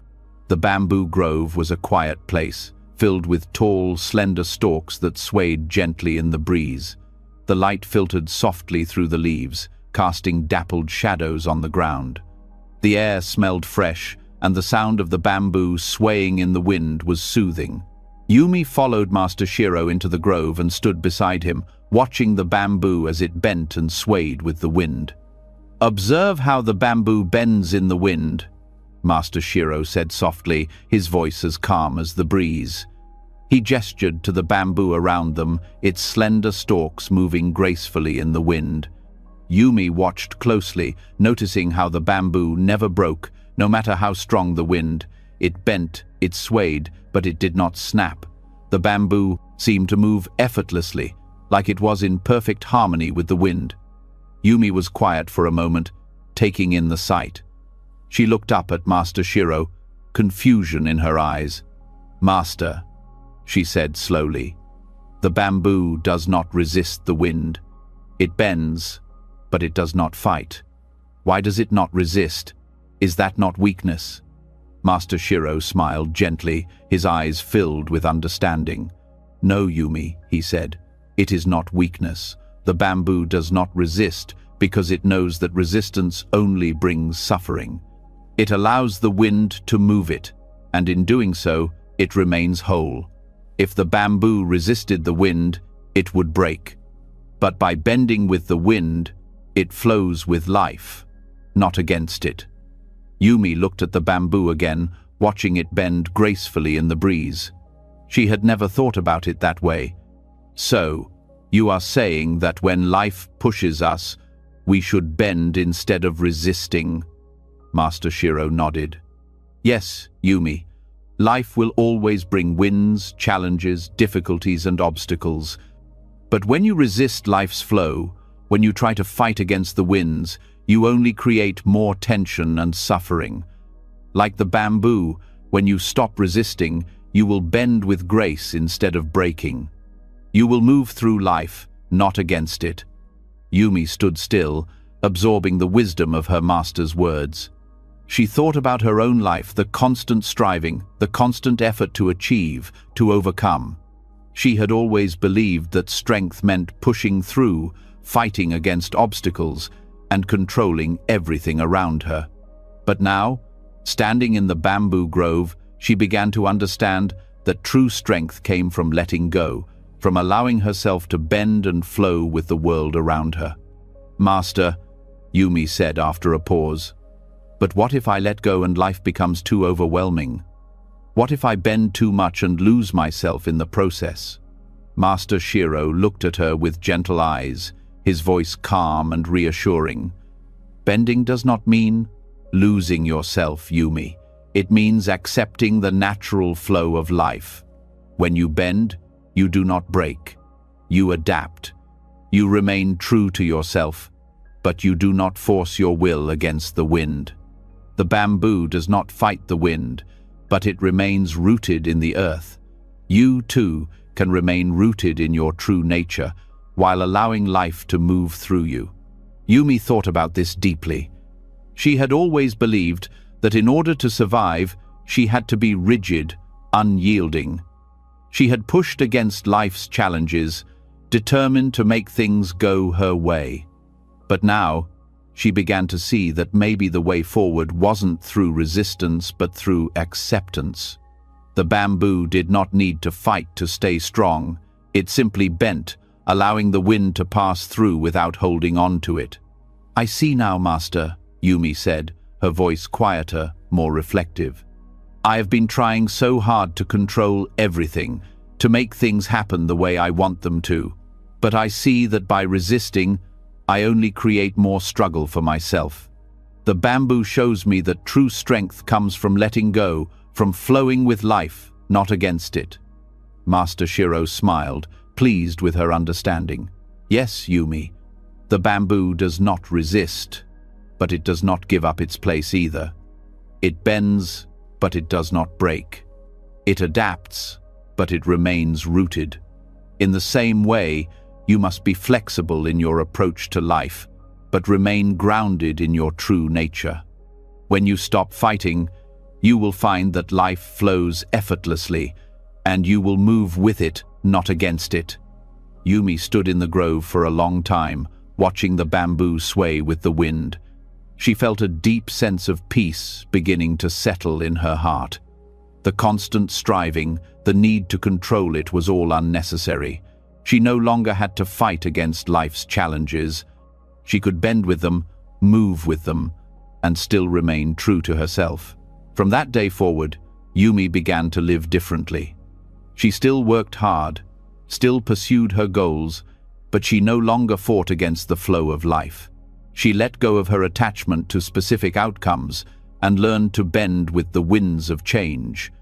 She found peace in accepting what was, rather than resisting what could be. Like the bamboo, she grew with grace, bending when life required it, but never breaking. In the years that followed, Yumi's life became a journey of flowing with the world around her. The challenges did not disappear, but her response to them changed. She no longer saw obstacles as enemies to be defeated, but as part of the natural rhythm of life. She learned to bend with the winds, knowing that they, too, would eventually pass. And with each passing wind, she grew stronger, more rooted in her true self, and more at peace with the world. Master Shiro's lesson, taught in the quiet bamboo grove, stayed with her throughout her life.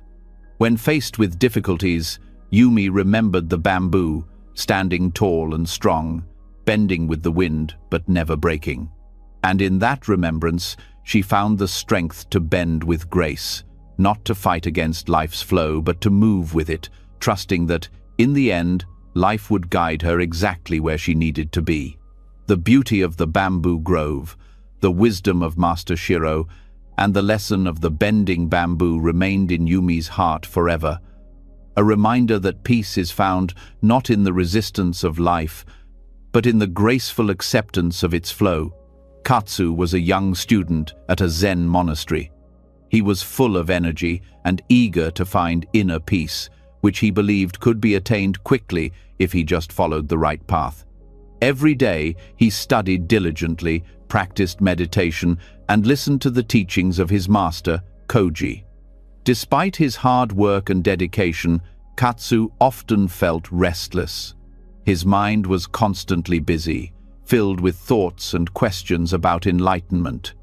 The peace he longed for seemed distant, always just out of reach, no matter how much effort he put in.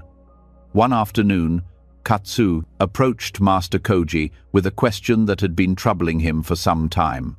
"Master, I want to gain wisdom and enlightenment," Katsu said, his voice filled with eagerness.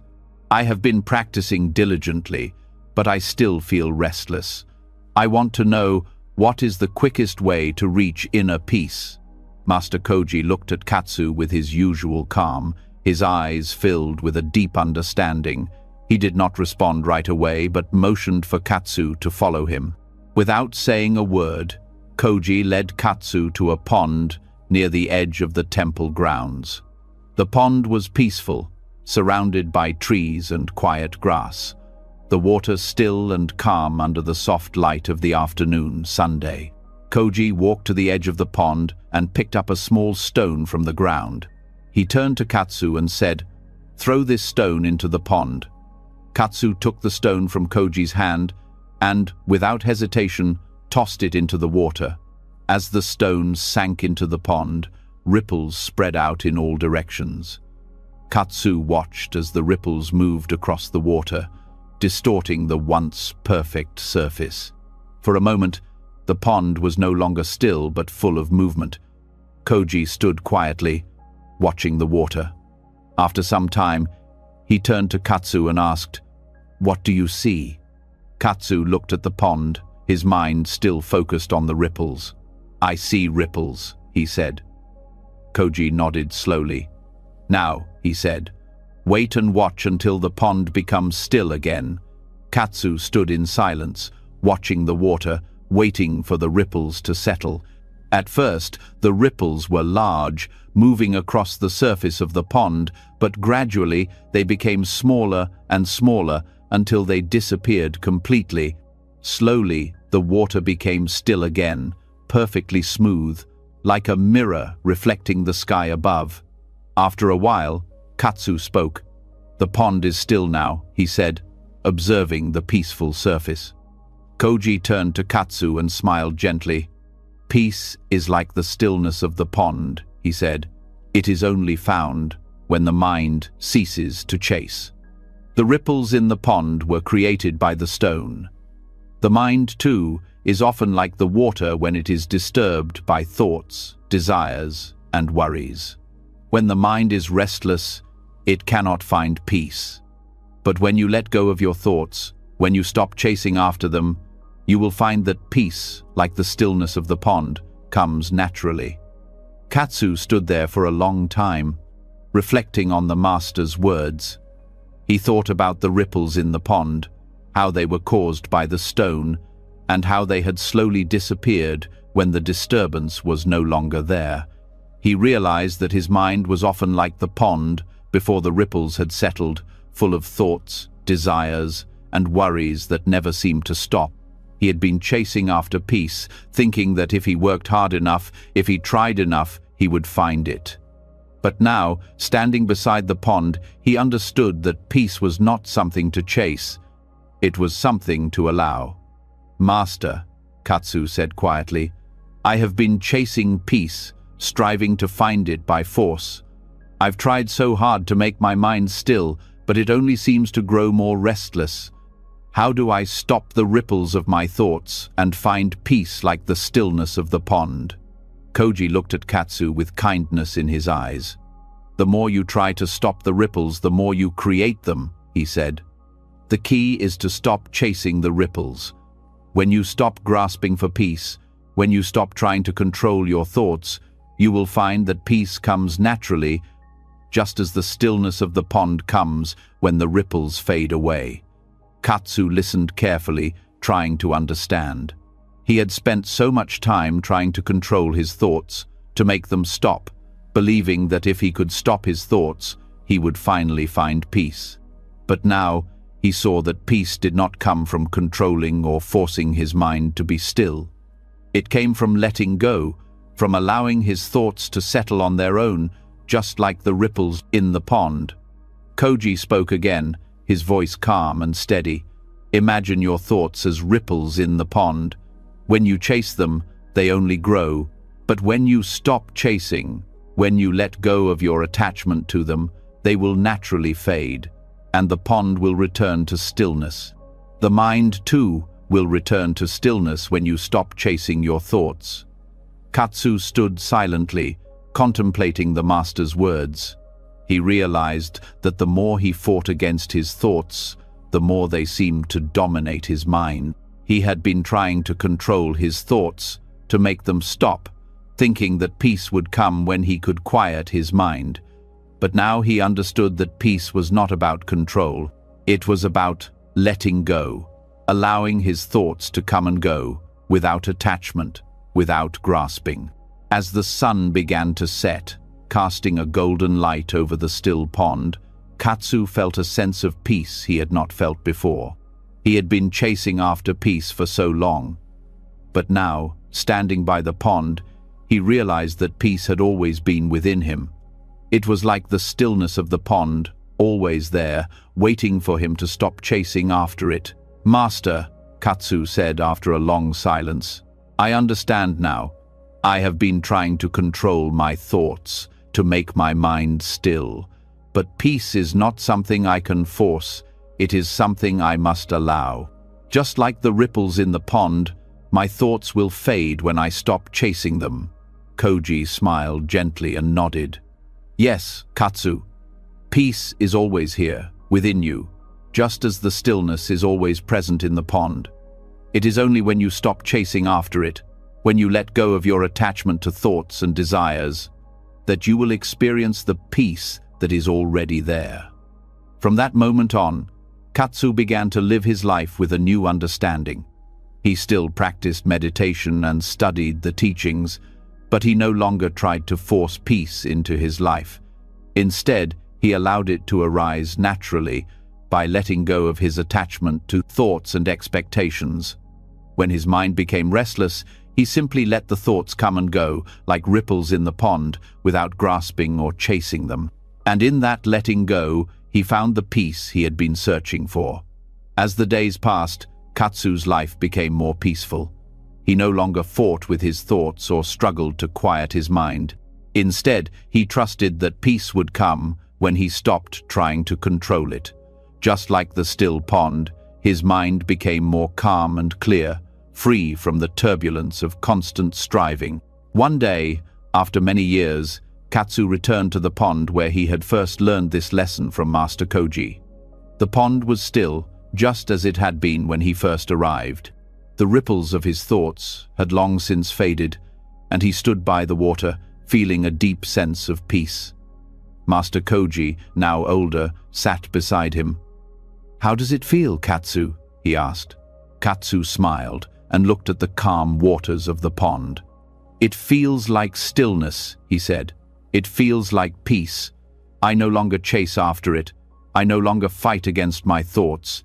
I simply let them come and go, and in that letting go, I find the peace that was always there." Koji nodded, his eyes filled with warmth and understanding. "Yes, Katsu, peace is always here, within you. It is like the stillness of the pond, waiting for you to stop chasing, to stop striving, and to simply be. You have learned well." And so, Katsu continued his journey, no longer a seeker of peace, but someone who had learned to live in peace, knowing that it was always within him, always present, like the still pond, waiting to be discovered when he stopped chasing after it. Zen Master Kaito was a quiet man, a master of simplicity and presence. His teachings were never long-winded or complex. He would often speak in parables or stories, leaving his students to draw their own conclusions. It was not that Kaito didn't have much to say, but he believed that true wisdom was found in experience, in seeing the world as it truly was, rather than through the lens of intellect alone. One day, Akira, a young and eager student, approached Master Kaito with a question. Akira had been meditating for many years, following the teachings closely, but he still felt restless. Despite his efforts, he couldn't shake the sense that something was missing. The path to enlightenment seemed distant, and the more Akira tried to grasp it, the more elusive it became. "Master," Akira began, "I have been searching for peace, but it always seems to be just out of my reach. I meditate, I study, I work hard every day, but I cannot find the peace I long for. What am I doing wrong?" Master Kaito, as he often did not respond immediately. Instead, he led Akira to a quiet pond near the temple. The air was still, and the pond mirrored the clear blue sky above. The surface of the water was like glass, undisturbed, a perfect reflection of the world around it. Kaito sat down by the edge of the pond, and Akira, following his lead, sat beside him. After a few moments of silence, Kaito spoke. "Akira," he said, "let me tell you a story. There was once a man who walked by a pond on a clear night. The moon was full, and it shone brightly in the sky, casting a beautiful reflection on the surface of the water. The man, seeing the moon's reflection, was fascinated by its beauty. But he thought that if he could only touch the moon, he would understand it completely. So he reached down into the water, trying to scoop the moon up with his hands." Akira listened intently, his eyes fixed on the still water of the pond, waiting for the story to unfold. But no matter how hard the man tried, Kaito continued, the moon slipped away each time he reached for it. He stretched his arms further, he bent lower, but the moon remained just out of reach, always slipping away when he tried to grasp it. His efforts were in vain. The man could not touch the moon, because the moon was already there, reflected in the water. It was not something to be grasped or held. Akira was silent, thinking deeply about the story. Kaito looked at him, waiting for a response. "So, Master," Akira said slowly, "the man was chasing the moon, but it was already reflected in the water. His effort to grasp it was in vain because what he sought was already there, right in front of him." Kaito smiled, his eyes kind. "Yes, Akira, the moon in the water was already present. The man was chasing something that could not be caught by effort, because it was not separate from the world around him. It was already reflected in the water, already there. He did not need to reach for it." Akira sat quietly, absorbing the lesson. It seemed simple, yet profound. "But Master," he said after a moment, "I feel as if I am chasing enlightenment in the same way. I work hard, I meditate, I study, but I cannot seem to grasp it. It's always just beyond my reach, like the moon in the water. What am I supposed to do?" Master Kaito turned his gaze to the pond, watching the gentle ripples on the surface of the water. The moon's reflection wavered, yet it remained. Enlightenment, peace, understanding these things are like the moon in the water. They are already here. The more you try to grasp them, the more they slip away. You cannot force enlightenment. You cannot chase it or control it. The more you try to hold on to it, the further it moves from you. Akira felt a sense of unease. He had spent so many years chasing after peace, trying to control his thoughts, trying to force himself into a state of stillness, yet peace still eluded him. "So, Master," he asked, "if I cannot chase after peace, how do I find it?" Kaito smiled again, his face gentle and calm. "You find peace, Akira, by allowing it to come to you. Just as the moon reflects in the water without being grasped, peace is reflected in your life when you stop trying to control it, when you stop trying to reach for it. When you let go of the need to make it happen, it will naturally appear. It is always here, within you and around you. You only need to stop grasping and let it be." Akira was silent. It was as if something had shifted inside him. He had been searching for peace through effort, through control, through striving. He thought that if he worked hard enough, peace would come to him. But now he understood that peace was not something to be achieved through effort. It was already here, already reflected in the world around him, waiting for him to stop reaching for it. "Master," Akira said softly, "I understand now. I have been trying too hard to grasp peace, to control it. But it is already here, within me and all around me. I only need to stop chasing it and let it come." Kaito nodded, his eyes filled with kindness. "Yes, Akira, peace comes when we stop chasing. The more we strive to grasp it, the more we distance ourselves from it. When we allow it to flow naturally, when we stop trying to control everything, we find that peace is already here. Just like the moon in the water, it is present, reflected in everything we do." Akira felt a deep sense of relief, as if a burden had been lifted from his shoulders. For the first time, he realized that peace was not something to be attained, but something to be recognized. It was always there, waiting for him to stop chasing after it. For the next few days, Akira practiced the teachings of Master Kaito. He still meditated, still studied, but now he did so with a different attitude. He no longer tried to force peace into his life. Instead, he allowed it to come to him naturally, without attachment to the outcome. When his mind became restless, he simply let the thoughts pass, like ripples in the water, without trying to control them. He allowed the moment to be as it was, without striving for something more. As the days went on, Akira began to notice a shift in himself.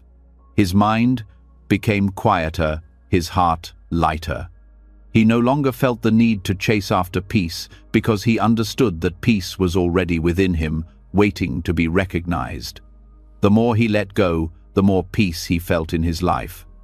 One evening, as the sun began to set, Akira walked to the pond where he had first heard Master Kaito's story. The moon was rising, and its reflection shone brightly in the water. The ripples from the wind had faded, and the pond was calm, the moon's reflection perfect and still. Akira stood by the water, gazing at the moon, and for the first time, he felt completely at peace.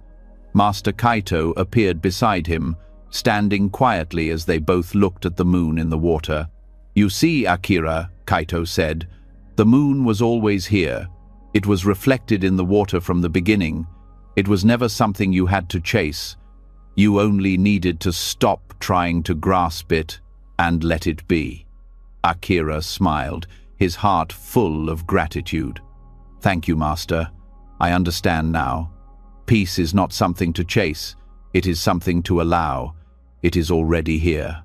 From that moment on, Akira's life changed. He no longer searched for peace through effort or control. He simply allowed it to flow into his life, like the moon reflected in the water. And in that letting go, he discovered that peace was not something distant, but something he could recognize and embrace in each moment. Taro was a simple farmer who lived at the edge of a small village, surrounded by fields of crops that he tended to every day. His life was quiet, free from the noise and chaos of the world beyond his land. Each morning he woke with the sun, and each evening he rested as the moon rose in the sky.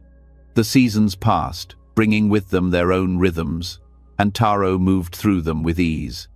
He planted in the spring, harvested in the summer, and prepared for the cold of winter in the fall.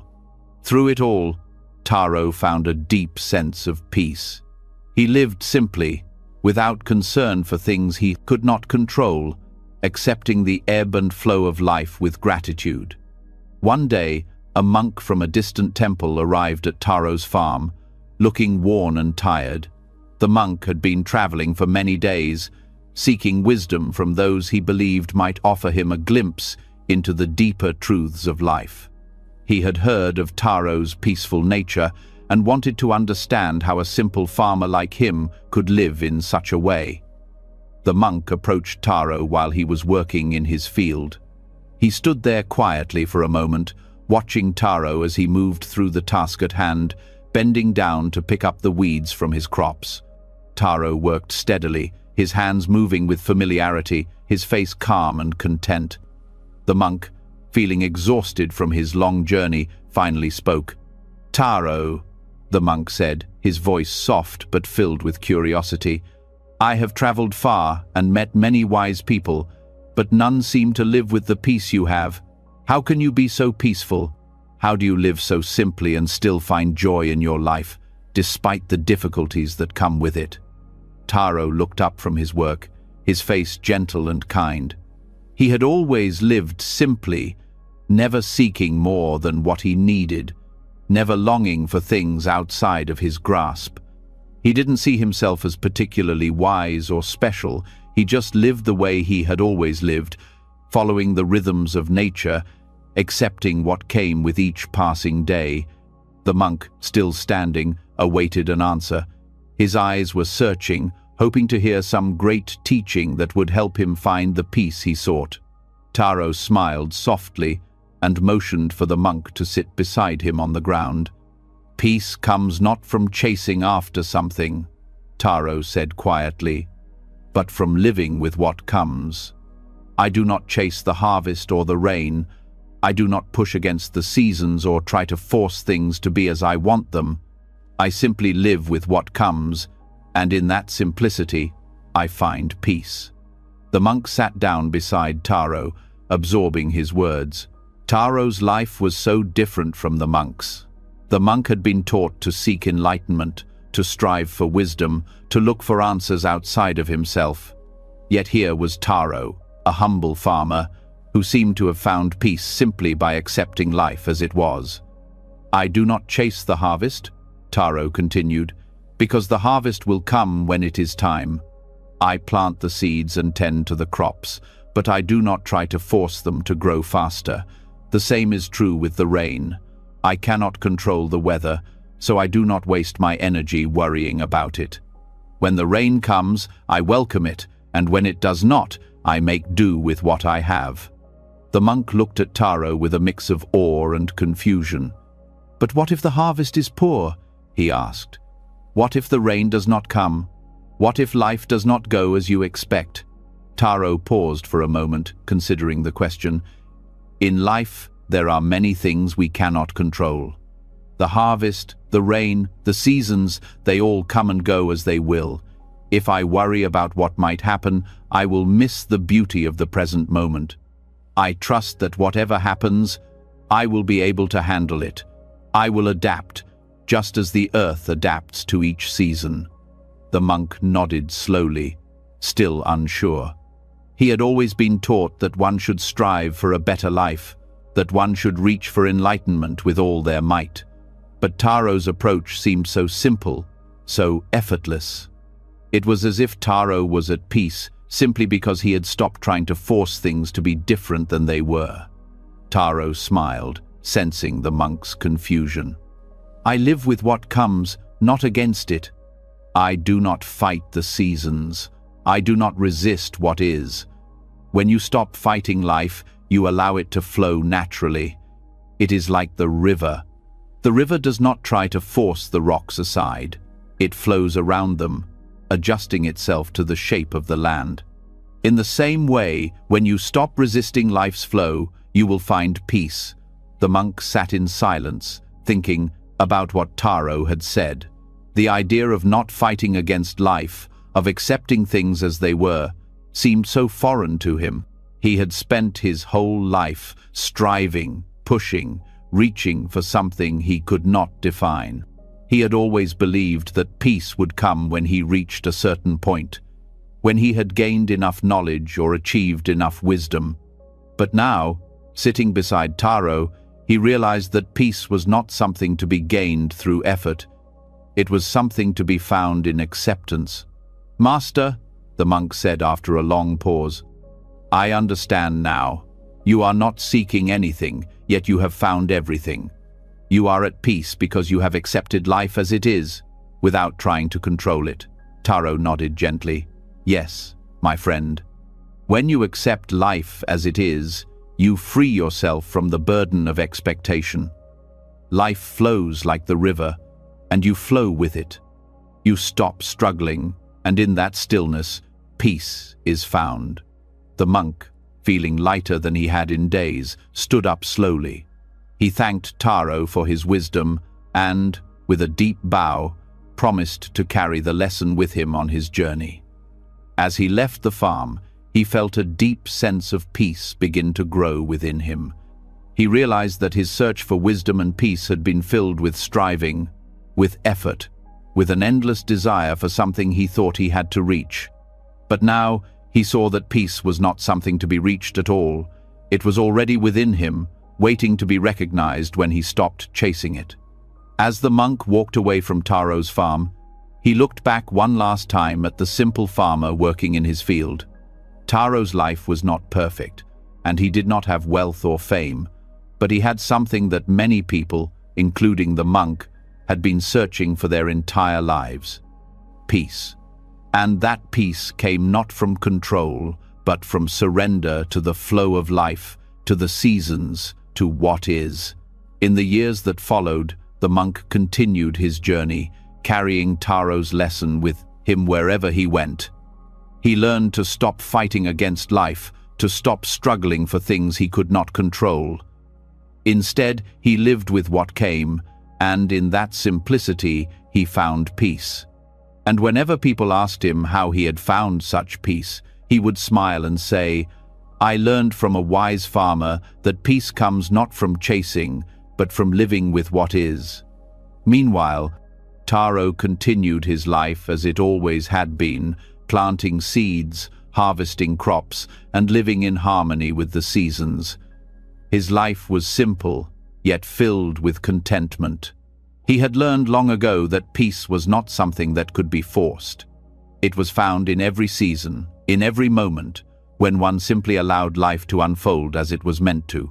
Taro's wisdom came from living this truth each day, and in doing so, he found joy in every season, no matter what it brought. During a long retreat at a Zen monastery, Master Kenzu had a simple yet profound task for his students. He handed each one an empty bowl, instructing them to carry it with them at all times. The bowl was to be kept with them wherever they went, during meals, during meditation, even as they walked through the monastery grounds. At first, the students did not fully understand the reason for this task. Why should they carry an empty bowl all the time? What was the purpose? It seemed like such a small and simple thing, yet it was clear that Master Kenzu was asking them to pay close attention to something. As the days passed, the students began to realize that the bowl was not just a physical object to be carried. It was a lesson, an exercise in mindfulness and attachment. They started to notice how they treated the bowl, how they were careful not to drop it, how they felt when they put it down, and how they instinctively protected it from harm. One morning, as the students were gathering for meditation, one of them, Taro, accidentally knocked his bowl from a small table. The bowl fell to the floor, and in an instant, it shattered into pieces. The sound of the bowl breaking echoed through the hall. Taro's eyes widened in shock, and he quickly knelt down to gather the pieces, his hands trembling. The other students, who had all been carrying their bowls carefully, now looked at the broken pieces of Taro's bowl. The atmosphere was heavy with a sense of loss, as if the very thing that had given them purpose had been taken away. Master Kenzu, who had been watching quietly, walked over to where the broken pieces lay. He looked down at the shards, then turned to the students with a calm expression. "Why are you upset?" he asked. His voice was gentle but firm. "Why do you mourn the bowl?" The students exchanged uncertain glances. Taro looked up at the master, his face filled with regret. "Master Kenzu," he said, "I'm sorry. The bowl was important. I've been carrying it with me, and now it's broken. I didn't mean for it to happen." Master Kenzu nodded slowly, his eyes scanning the room. "You see," he said, "it is your attachment to the bowl that causes you to mourn. The bowl was never yours to keep. It was never meant to last forever. When you attached yourself to it, you made it more than it was. And when it broke, you felt the pain of that attachment. But if you can let go of your attachment, you will see that life flows with ease." Things come and things go.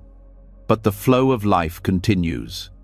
The students sat in silence, trying to understand what Master Kenzu was saying. It was difficult to comprehend.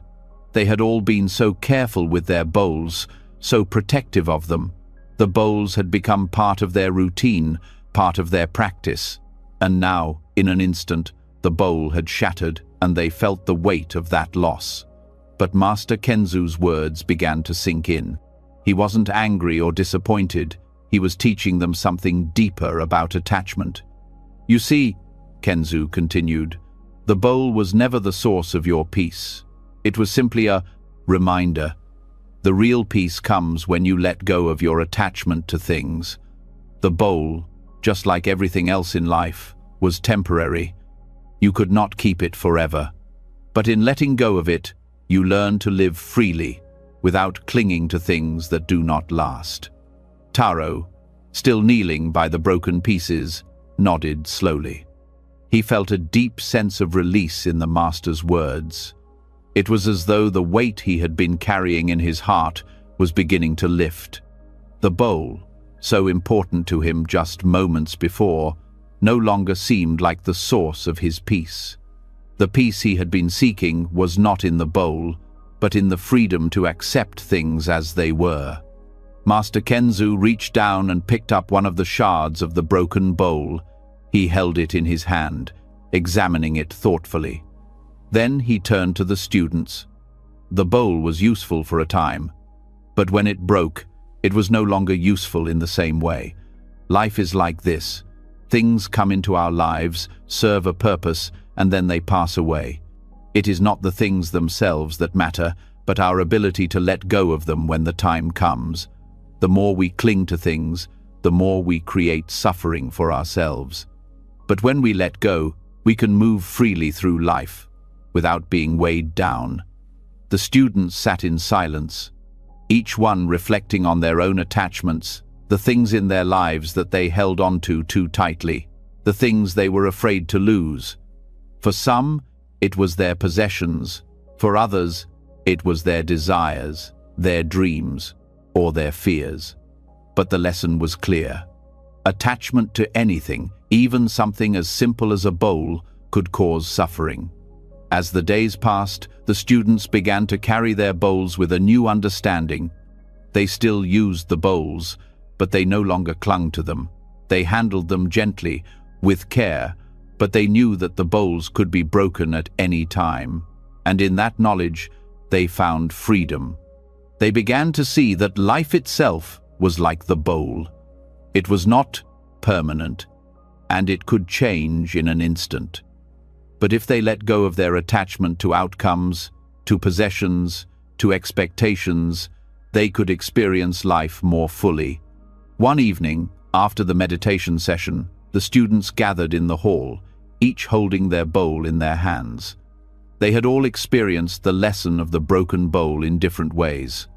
Some had felt the sting of loss, while others had found peace in letting go. Master Kenzu stood before them, his face calm and serene. "Tell me," he said, "what have you learned?" One student, Hiro, spoke first. "I learned that my attachment to things causes me suffering.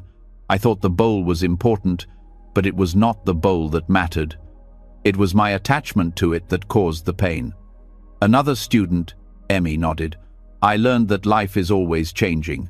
When I let go of my attachment to things, I can move more freely through life. I do not need to hold on to everything." Taro, who had been the first to break his bowl, looked up at Master Kenzu. "I learned that peace comes from letting go of what I cannot control. The bowl was a symbol, but it was not the source of my peace. I can find peace in the present moment without clinging to anything." Master Kenzu smiled, pleased with his students' understanding. "Yes," he said, "you have all learned well. The key to peace is letting go. Life is like the bowl. Sometimes it is whole, and sometimes it is broken. But in every moment, it is an opportunity to practice letting go. When you stop clinging to what is temporary, you will find the freedom to live fully, without fear of loss." As the days passed, The students continued their practice, carrying their bowls with care, but no longer with attachment. They learned to live with what came, to accept the changing seasons of their lives without resistance. They no longer saw the bowl as a symbol of peace, but as a reminder to let go of all attachments, to trust in the flow of life. One morning, after many years, Taro returned to the temple to visit Master Kenzu. He was no longer the same young man who had mourned the broken bowl. He had learned the lessons of letting go, of accepting life as it was, without striving to control it. As he sat with Master Kenzu, Taro reflected on his journey. "Master," he said, "I have learned that peace is not found in things. It is found in letting go of the need to hold on to anything and trusting that life will unfold as it should." Master Kenzu nodded, his eyes kind. "Yes, Taro, the bowl, like all things, is temporary. But when you let go of your attachment to it, you will find that life flows more easily and peace comes naturally." Taro smiled, feeling the weight of the lesson settle deeply in his heart. He had learned that true peace did not come from possession, from holding on to things, or from trying to control life. It came from letting go, from accepting the natural ebb and flow of life, and trusting that, in each moment, everything was as it should be. And so, Taro left the temple with a lighter heart, carrying the wisdom of the broken bowl with him as he continued his journey. He no longer clung to the past or worried about the future. Instead, he lived fully in the present, knowing that the only way to truly find peace was to let go and trust in life's flow. In the years that followed, the lesson of the broken bowls stayed with Taro. He shared it with others, telling them that peace came not from holding on but from releasing the need to control, to possess, to cling to things. And in that letting go, he found the freedom to live with ease, in harmony with the world around him. Hana was a student who had been studying under Master Ryoku for several years. She was dedicated and eager to learn, always seeking wisdom and striving to understand the deeper truths of life. Yet, despite her commitment, she felt a deep sense of unease. Her mind was often restless, and she found herself struggling with the passing of time, the constant changes in her life, and the inevitability of aging. She longed to be like the beautiful flowers that bloomed in the garden of the monastery, untouched by time, never fading, always radiant. But how could she achieve such a state of peace and beauty, she wondered? How could she remain unaffected by the passage of time? One afternoon, while walking through the garden with Master Ryoku, Hana asked him a question that had been on her mind for a long time. "Master," she said, her voice filled with a quiet longing, "how can I be like the flowers in the garden?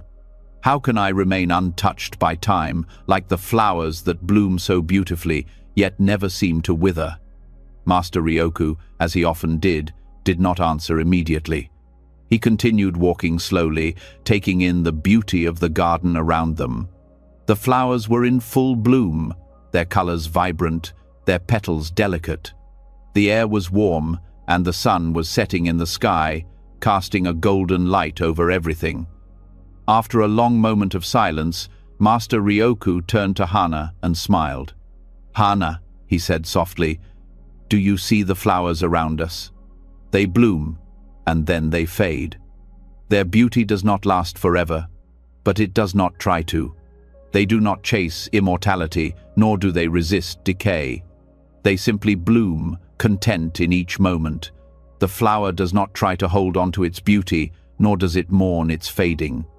It simply lives and dies as part of the natural flow of life." Hana listened carefully, but she was still confused. "But Master," she said, "the flowers are beautiful, and they fade away. They don't last forever. How can I be content like that, knowing that everything I love will eventually fade, that I too will fade?"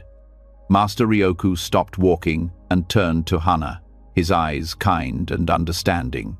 "Hana, the flower does not chase immortality because it knows that it cannot escape the natural cycle of life.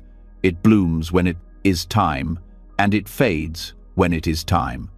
The flower does not struggle against the flow of time. It simply accepts it. It is content in the moment, in the beauty of now. You, too, can be like the flower if you stop resisting the passing of time. When you stop fighting the changes in life, you can find peace in each moment, just as the flower finds peace in its bloom. Hannah stood still, contemplating her master's words. She had always felt a longing for permanence, for something that would last forever. She had believed that to be truly at peace, she needed to hold on to things, to prevent them from slipping away. But now, Master Ryoku was teaching her something entirely different. That true peace came from letting go, from accepting the natural flow of life, and from being content in each moment, whether it was a moment of blooming or a moment of fading. Master Ryoku continued, his voice calm and steady. The flower is not concerned with how long it will last. It simply lives fully in the moment it has, and in that moment, it is perfect. The same is true for you. When you stop chasing after permanence, when you stop trying to hold on to things that are meant to change, you will find peace. You will be free from the fear of losing things, because you will know that everything in life has its time. The flower blooms and fades, and in its blooming and fading, it is content. Hannah's heart began to soften as she listened to her master's words. She realized that her fear of change, her fear of losing things, was what kept her restless. She had been chasing after something that could never be held permanence, immortality, the illusion that life could remain the same forever. But now she understood that true peace came from accepting life as it was, knowing that everything had its time, and that the beauty of life lay in its impermanence.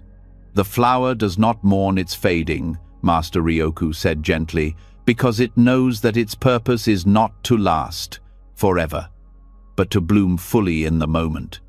And when it fades, it does not resist. It simply lets go. The same is true for you. When you stop clinging to what is, when you stop resisting the natural flow of life, you will find peace in the acceptance of change.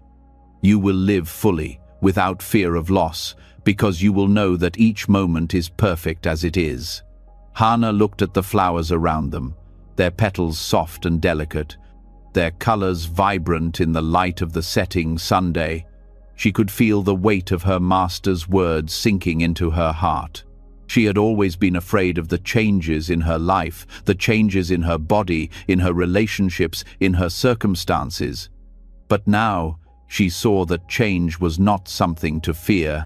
It was simply a part of life, a natural flow that could be embraced, not resisted. The flowers did not fear their fading because they understood that their beauty was not in how long they lasted, but in how fully they lived in the moment. Master Ryoku smiled at Hannah, sensing that she was beginning to understand. "You see, Hannah," he said, "life flows like the seasons. The flowers bloom and fade, the leaves fall and grow again. There is a natural rhythm to life, and when you stop resisting that rhythm, you can live in harmony with it. The flower is content in its bloom, and you, too, can be content in each moment, knowing that everything has its time." Hannah smiled, a feeling of peace settling over her. She understood now that true peace did not come from holding on to things, from trying to make life last forever. It came from living fully in the present moment, from embracing change without fear, from being content with what is, rather than longing for what was or what could be. She had spent so much time trying to control the flow of life, trying to prevent the inevitable changes, but now she saw that peace came when she allowed life to flow naturally, just as the flowers bloom and fade with the seasons. As the sun set and the sky turned to twilight, Hannah sat beside Master Ryoku in the garden, watching the flowers in their final moments of bloom. She felt a deep sense of gratitude for the wisdom her master had shared. The fear of change that had once held her back had begun to dissolve, and in its place, she felt the freedom to live fully, to accept each moment as it came, whether it was a moment of blooming or a moment of fading. Master Ryoku remained silent beside her, content in the stillness of the evening. Hana realized that he, too, was like the flowers, content in the moment, not clinging to the past or reaching for the future. He simply lived fully in each moment, accepting the changes of life with grace. In the days that followed, Hana practiced what she had learned. She no longer fought against the changes in her life. When things faded, when relationships changed, when she herself changed, she accepted it. She learned to live fully in the present, to embrace the impermanence of life without fear. The flowers in the garden became a constant reminder to her, to bloom fully in the moment, to let go of what was no longer needed, and to be content with each moment, knowing that it was perfect as it was. And so, Hana's life unfolded with peace and grace. She no longer feared the passing of time, the inevitable changes that came with it. Instead, she welcomed each season, each moment, knowing that true peace lay in accepting the flow of life, just as the flowers bloom and fade with the seasons. She had learned from Master Ryoku that the beauty of life was not in how long it lasts, but in how fully it is lived. Zen Master Daichi was known for his calm and peaceful nature, a wisdom that emanated from his every word and action. The students at his temple often sought his guidance, not through complicated teachings or lengthy discussions, but through simple, direct observations of life. Daichi understood that truth didn't need to be forced. It was found in the quiet moments of the world around them. His teachings often centered on nature, and it was here, in the simplicity of life's flow, that the most profound lessons could be learned. One afternoon, after a day of meditation, Daichi led his students to a river that flowed fiercely through the valley near the temple. The water rushed with power, tumbling over rocks, swirling in quick currents, and filling the air with a constant roar. Despite its power, the river was calm in its own way, following the path it had always known. It didn't fight against the rocks or struggle to change its course. It moved naturally, its force unstoppable but graceful. The students stood silently by the riverbank, watching the water flow by. They could feel the energy of the river, the force that seemed to push it forward. Yet, there was something serene about the way it moved, as if it were not fighting, not trying to control anything, but simply going where it was meant to go. Master Daichi turned to his students and spoke softly. "Do you see this river?" he asked. "It flows with great force, yet it is always calm. It does not struggle against the rocks in its path, nor does it try to swim against the current. It moves effortlessly, and it carries everything with it." One of the students, Ryu, a young man eager to learn, spoke up. "Master, the river is powerful, but how does it stay calm? It seems like such a force, yet it's not agitated. Why doesn't it fight against the rocks or the obstacles in its way?" Daichi smiled gently and pointed to the river. "The river does not fight because it understands that the current is its natural way. It knows that fighting against the current only creates resistance and turmoil. Instead, it allows itself to be carried, to flow with the current, accepting what is in its path. It does not try to change the course of the river or fight against it. It simply moves, and in that movement, it finds peace." Ryu listened intently, still unsure of how this applied to his own life. "But Master," he asked, "don't we need to fight for what we want in life? Don't we have to swim against the current to get where we want to go?" Daichi nodded slowly, understanding the question. "You are like the river, Ryu," he said, "but you often swim against the current. You struggle, thinking that by fighting you will get what you want. You try to force your way through life, pushing against the obstacles in your path. But like the river, when you stop fighting and stop struggling, you will flow naturally to where you need to be. Ryu's eyes widened with realization. So, you are saying that peace comes not from fighting, but from letting go? Daichi smiled warmly.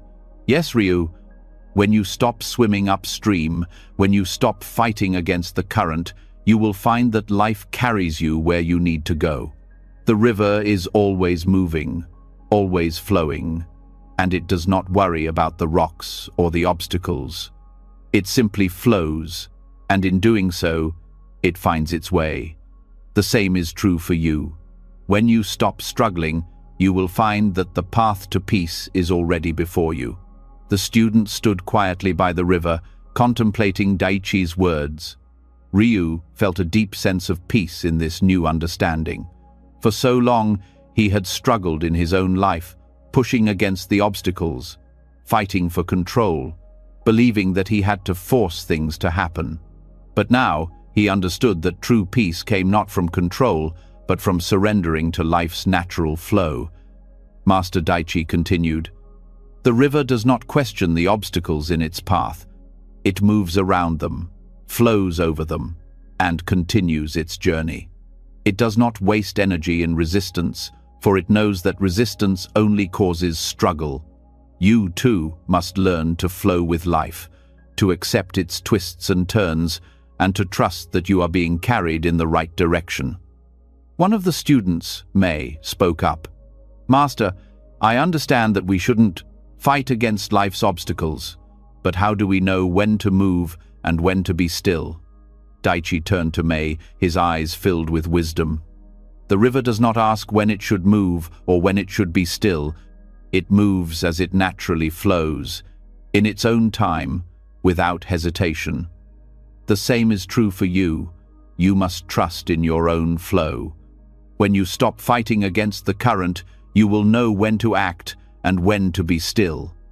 The stillness of the river is not its inactivity, it is its acceptance of the moment. When you stop resisting, you will know the right time to move and the right time to rest." Ryu looked at the river again, this time with a new understanding. He could see that the water was always in motion, always flowing, but it was never hurried. It moved with purpose, without force.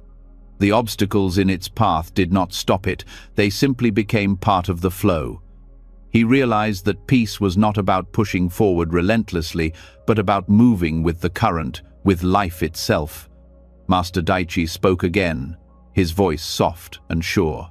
"You must learn to stop swimming upstream. The more you fight against the current of life, the more tired and frustrated you will become. But when you let go, when you stop struggling and trust in the flow, you will find that life carries you effortlessly." The students sat in silence for a while, listening to the sound of the river and feeling the truth of Daichi's words sink deep into their hearts. Ryu, feeling a sense of release, closed his eyes and took a deep breath. For the first time, he felt a weight lift off his shoulders. He had spent so much time and energy fighting against life, trying to control it. But now he understood that peace was found in acceptance, in flowing with life, not in struggling against it.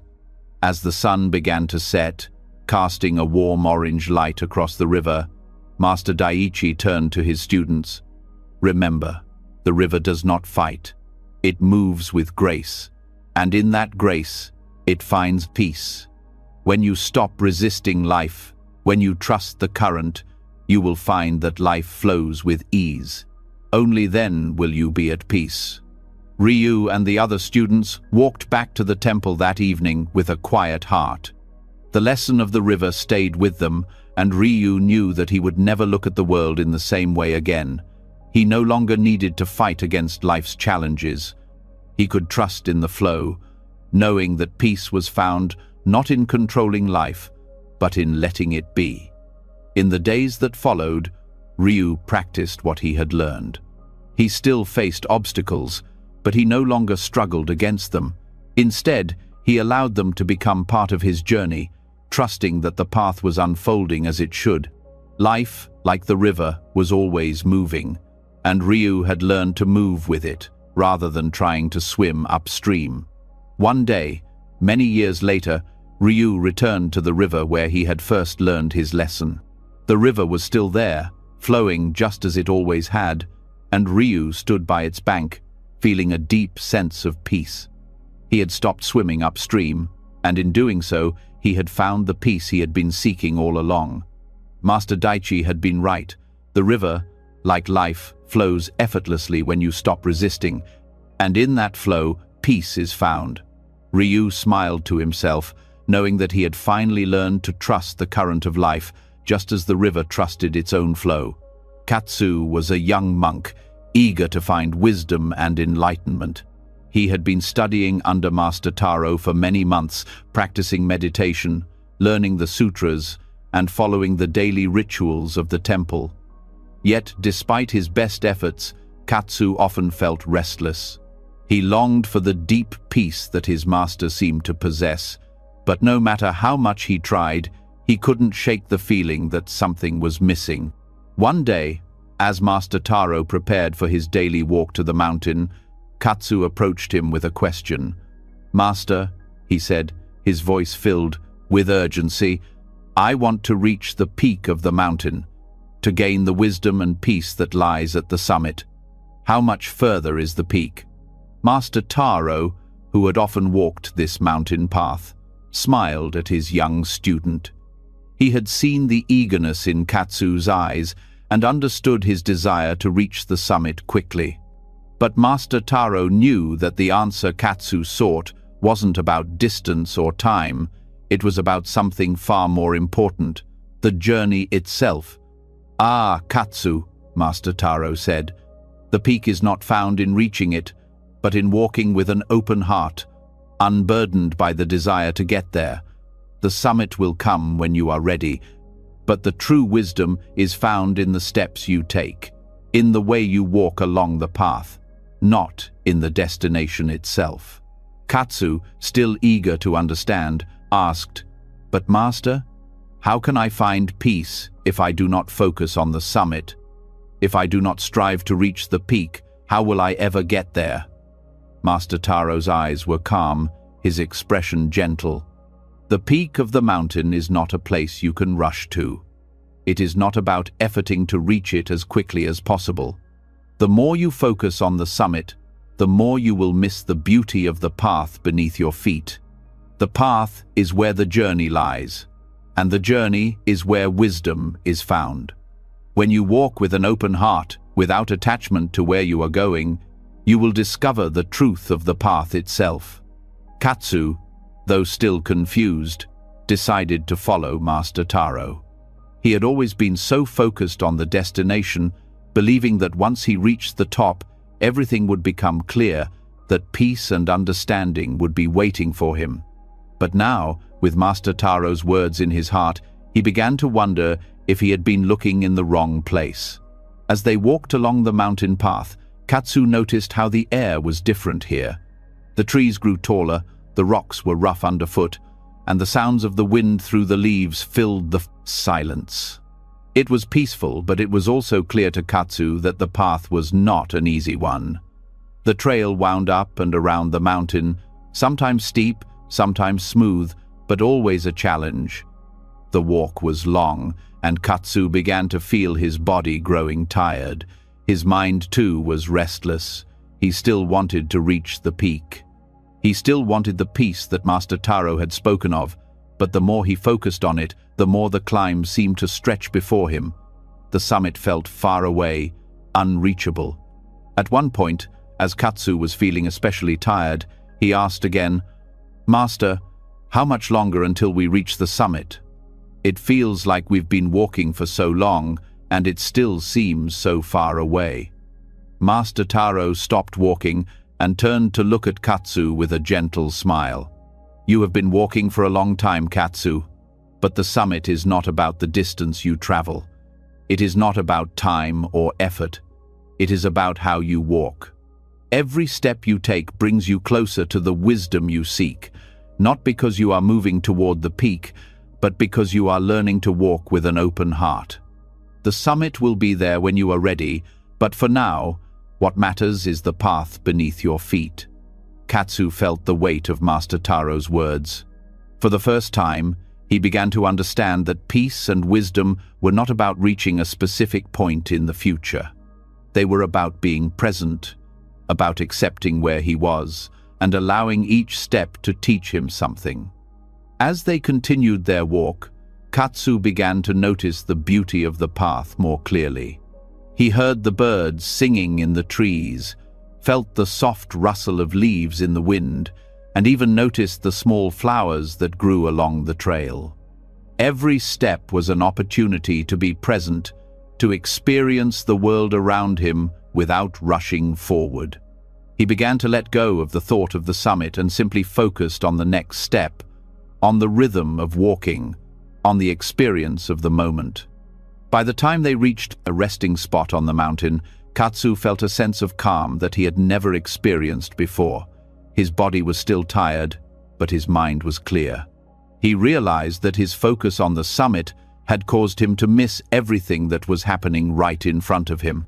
In the act of walking with an open heart, he had discovered a peace that was not dependent on the destination.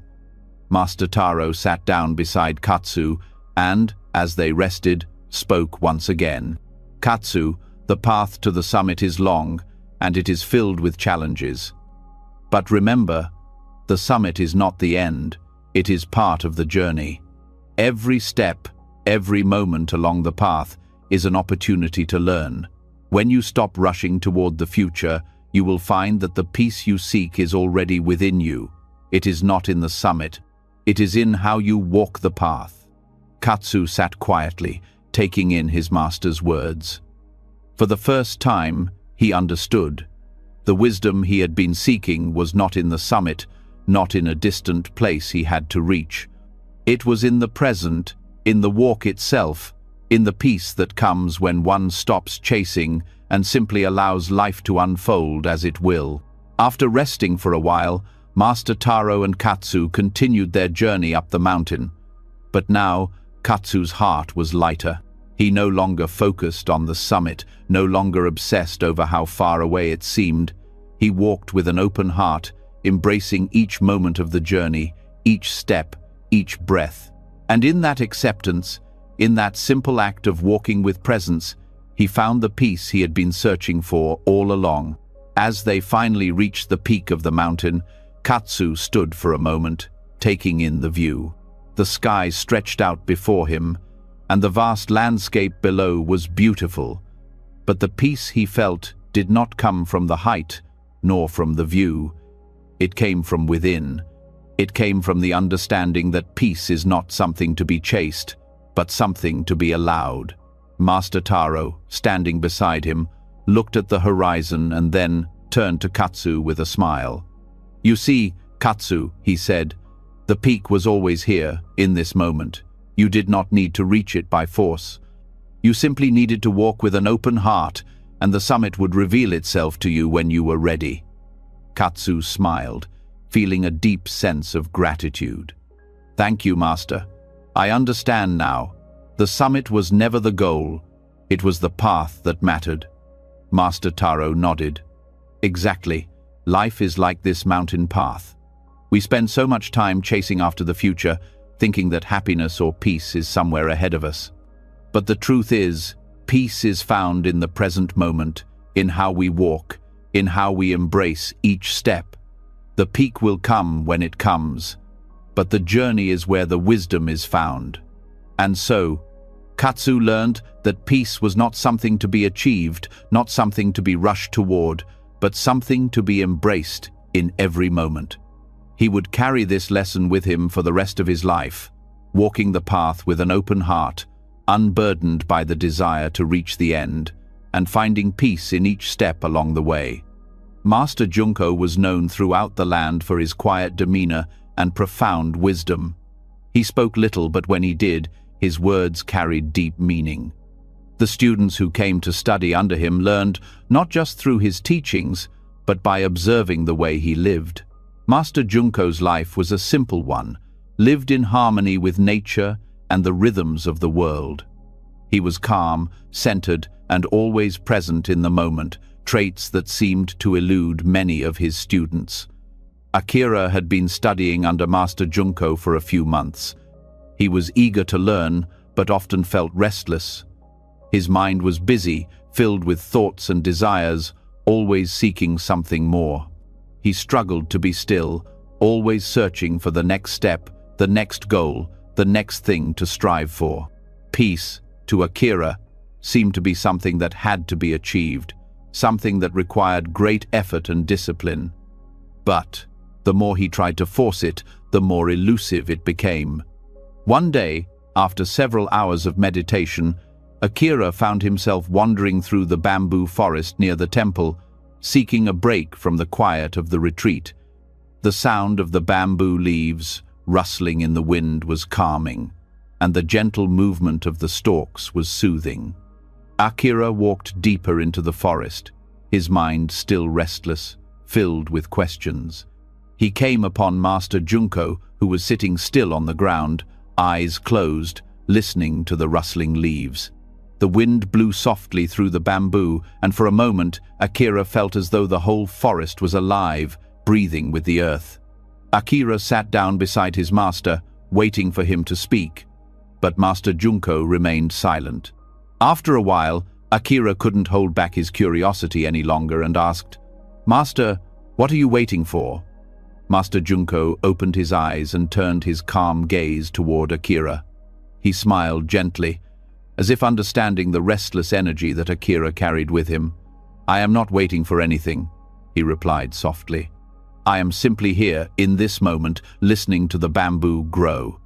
Akira was taken aback. "But Master, surely you must be waiting for something. Are you not waiting for peace, for wisdom, for enlightenment? How can you sit here so calmly without striving for something?" Junko chuckled softly and nodded toward the bamboo. "The bamboo grows without effort. It does not try to grow faster or slower. It simply grows as it is meant to, without attachment to the outcome. And so must you. You are too focused on what comes next, too focused on reaching for something you think is ahead of you. But peace is found in the present moment, not in the future. Just as the bamboo grows naturally, so too must you." Akira's mind raced as he tried to grasp the meaning of Junko's words. He had always believed that peace was something to be sought, something to be achieved. How could peace be found without effort?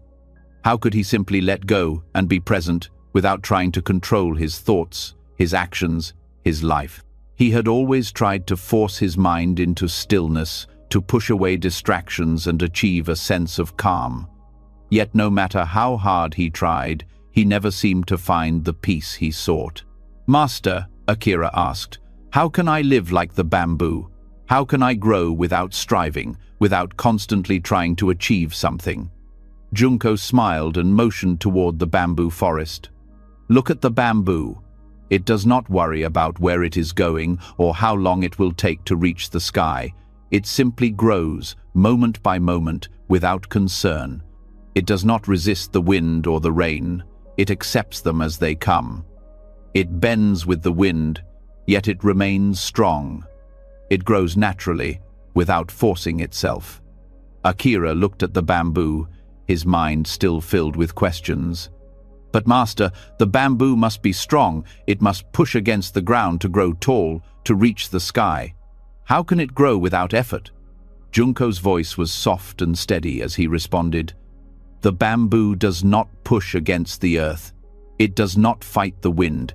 It simply allows itself to grow, trusting that it will reach where it needs to be. It does not rush. It does not resist. It simply follows the natural flow of life. It knows that its growth comes from within, not from force or struggle."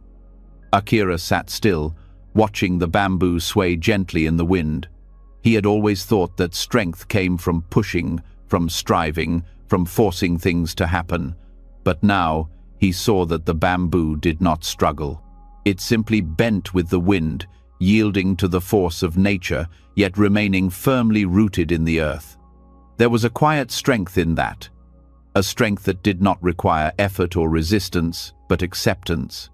"Master," Akira said quietly, I think I understand now. I have been striving so hard for peace, trying to force it into my life. But peace does not come from forcing things. It comes from accepting what is, from being present in the moment, just as the bamboo is present with the wind. Junko nodded. Yes, Akira, you do not need to chase peace, for it is already within you. Like the bamboo, you must learn to live in the present moment, without attachment to the past or the future. When you stop struggling, when you stop forcing, you will find that peace naturally arises. Just as the bamboo grows, you will grow, but only when you stop trying to make it happen.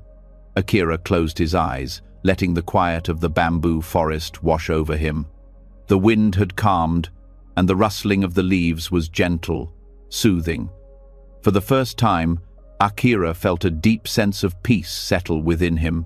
He had been searching for peace in the wrong place, trying to force it into his life, pushing against the currents of his thoughts. But now he understood. Peace was not something to be achieved or forced. It was something to be allowed, something to be embraced in the present moment.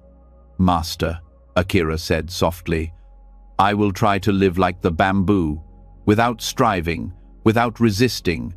I will live in the present moment, trusting that peace will come naturally. Junko smiled warmly at Akira. That is the way, Akira. Trust in the process and in the natural flow of life. When you stop resisting, you will find that everything you need is already within you. From that moment on, Akira's life began to change. He no longer struggled with his thoughts, no longer fought against the noise in his mind. Instead, he allowed his thoughts to come and go, without attachment or resistance. He stopped chasing after peace, stopped trying to force stillness into his life. He simply lived, moment by moment, like the bamboo, growing naturally, without effort. As the days passed, Akira's mind became quieter. The restlessness he had always felt began to fade, replaced by a deep sense of calm. He still practiced meditation, still studied the teachings, but now he did so without urgency, without the need to control the outcome. He was no longer focused on reaching a goal, but on simply being present in each moment, and in that presence, he found peace. One evening, as Akira sat in the garden, he looked at the bamboo once more. The sun was setting, casting a soft golden light on the forest. The bamboo stood tall, its leaves rustling gently in the breeze. Akira smiled, feeling a deep sense of gratitude for the lesson he had learned. He had learned to live with ease, to accept life as it came, and in doing so, he had found the peace he had long been searching for. Master Junko approached him, his footsteps light on the path. He stopped beside Akira and looked out at the bamboo. "You have learned well, Akira," Junko said, his voice soft and kind. "The bamboo does not resist, and in that, it finds its strength. You, too, have learned to live without resistance, and in that, you have found peace." Akira nodded, his heart filled with gratitude. "Thank you, Master. I have learned that peace is not something to chase or force. It is something to be present with, to accept in each moment. Like the bamboo, I must live without resistance, trusting that everything will unfold as it should." Master Junko smiled and patted Akira gently on the back. "Yes, Akira. Now you understand. The key to peace is not in striving, but in being. The bamboo grows without effort, and so must you." And so, Akira continued his journey, no longer a seeker of peace, but someone who had learned to live in peace, just like the bamboo.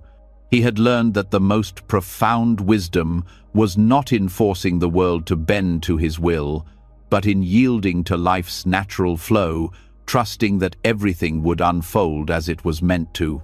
Like the bamboo, he grew with grace, unburdened by the need to control, and in that simplicity, he found the peace he had longed for all along. Riko was a dedicated student at Master Yuto's Zen temple, eager to learn the path to peace and enlightenment. For years, she had been working hard, studying the sacred texts, practicing meditation, and following the strict routines of the temple. Despite her tireless efforts, there was something missing. Riko felt a constant restlessness, a yearning for something more, something that could bring her the peace she sought. No matter how much she studied, how many hours she spent in meditation, the feeling that she was still incomplete never left her. One day, after a long day of practice, Riko approached Master Yuto with a question that had been bothering her for some time. "Master," she began, her voice full of curiosity and frustration, "I have been trying so hard to find peace. I meditate, I study, and I follow the teachings as best as I can, but I still feel restless. It is as if peace is just out of reach, always slipping away. Why is it that no matter how much I try, I cannot find the stillness I seek?" Master Yuto listened to Riko's words with a deep, quiet understanding.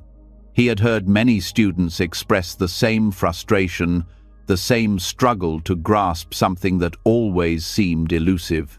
After a long moment of silence, Master Yuto stood up, his movements deliberate and calm, and gestured for Riko to follow him. Without saying a word, he led her to a small, quiet room at the back of the temple. The room was simple, with a wooden table in the center and a few cushions on the floor. On the table, Master Yuto placed a small grain of rice.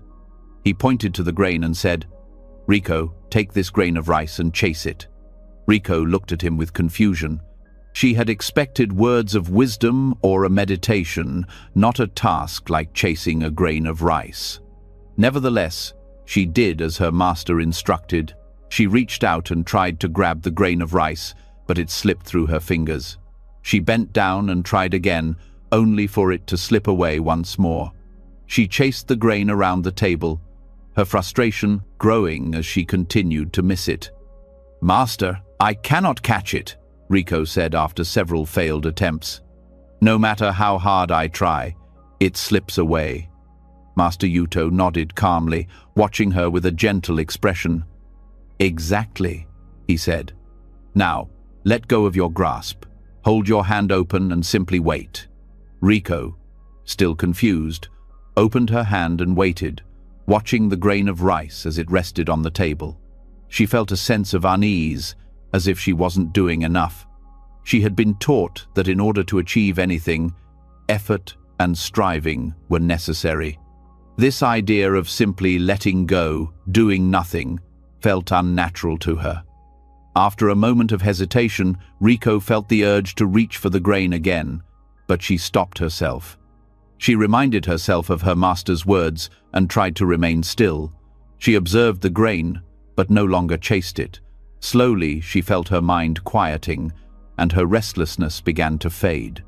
"Master," she said softly after a long pause, "I see. When I stop chasing it, the grain rests there without me forcing it. Why is it that when I try to catch it, it always slips away?" Master Yuto smiled and sat down across from Riko. "The grain of rice is like your peace," he said. "When you chase after it, when you try to grasp it with effort and force, it slips through your fingers. But when you simply hold your hand open, it will rest there on its own. Peace is not something that can be caught by force. It is already present, just as the grain is already there. When you stop chasing after it, it will come to you naturally." Riko's mind began to settle as she listened to her master's words. She had been so focused on trying to make peace happen that she had never considered that peace was already within her, already present, simply waiting for her to stop struggling. "You see, Riko," Master Yuto continued, "your constant striving, your desire to catch something, creates a resistance. When you are so focused on getting something, you are blind to what is already here. You are so caught up in the chase that you miss the opportunity to simply experience what is before you. Peace, like the grain of rice, cannot be forced. It must be allowed." Riko sat quietly, her mind clearer now, and for the first time, she began to understand the nature of her struggle. She had been working so hard to find peace, thinking that effort was the key. But now she saw that peace was not something to chase or force. It was something to be embraced when she stopped resisting it. "Master, how can I stop chasing peace?" Riko asked, her voice full of longing for clarity. "How can I just let go and trust that it will come to me?" Master Yuto looked at her with kindness in his eyes. "The key is in letting go of your attachment to outcomes," he said. "When you stop needing peace, when you stop chasing after it, you will find that it comes to you naturally. Your effort to grasp it only creates tension and restlessness. But when you let go of that effort, when you accept the present moment as it is, peace will arise on its own. Just as the grain of rice rests in your open hand, peace will rest within you." Riko closed her eyes and took a deep breath, letting the words settle into her heart. For so long, she had been running after peace, believing that it was something she needed to attain through effort. But now she understood that peace was already within her, like the grain of rice, waiting to be recognized when she stopped chasing it. In the days that followed, Riko began to practice letting go. She no longer tried to force herself into peace or quiet. Instead, she simply allowed herself to be present in each moment, accepting the world as it was, without judgment or expectation. She no longer chased after peace. She stopped striving for it and began to recognize it in the simplicity of her daily life. When her mind became restless, Riko reminded herself to stop chasing after thoughts, to simply let them be. She no longer fought against the natural flow of her thoughts. Instead, she observed them without attachment, knowing that they would pass, just like the grain of rice would rest in her open hand when she stopped grasping. As time passed, Riko felt a profound sense of peace beginning to settle within her. It wasn't a peace that came from external circumstances or from achieving something. It was a peace that came from within, from accepting the present moment as it was and trusting that everything would unfold as it should. She realized that peace was not something to be caught. It was already there, inside her, always present, waiting for her to stop chasing it. One evening, after several months had passed, Riko returned to Master Yuto and sat down beside him. She felt a deep sense of gratitude for the wisdom he had shared with her. "Master," she said, "I have learned so much from you. I no longer chase after peace. I simply live in each moment, and in that I have found peace." Master Yuto smiled, his eyes full of warmth. "You have learned well, Riko. Peace is not something to be caught or forced. It is something to be allowed. Like the grain of rice, it will rest within you when you stop chasing it. You have stopped grasping, and in that, you have found the peace you sought." Riko bowed deeply to her master, her heart full of gratitude. She had learned that peace was not a distant goal, not something to be attained by force. It was a natural state of being, a state that arose when one stopped striving, when one simply let go and allowed life to unfold. And so, Riko continued her journey, carrying with her the simple wisdom of the grain of rice. She learned to live without attachment, to embrace the present moment, and in doing so, she found peace that was always there, waiting to be discovered. Kenji had traveled far, across mountains and valleys, through forests and towns, in search of answers. He had been seeking the meaning of life for many years. Though he had met many wise teachers along the way, each one offered a different answer, leaving Kenji feeling more confused than before. There were always new paths to take, more wisdom to seek, yet he never felt closer to understanding. He longed for a simple answer, something that would bring him clarity. One day, Kenji arrived at a small village at the edge of a vast desert. Here, he heard of Master Sho, a Zen master who lived alone in the desert. It was said that Master Sho had deep wisdom and that those who visited him often found peace and understanding. Kenji, desperate for guidance, sought out the master. When Kenji arrived at Master Sho's humble dwelling, He found the old man sitting quietly, his eyes closed, the warm desert breeze flowing gently around him. Master Sho opened his eyes as Kenji approached, and without a word, gestured for him to sit beside him in the sand. "Master Sho," Kenji began, his voice filled with a deep sense of longing. "I have traveled far and asked many others, but no one has given me a clear answer. I have been searching for the meaning of life.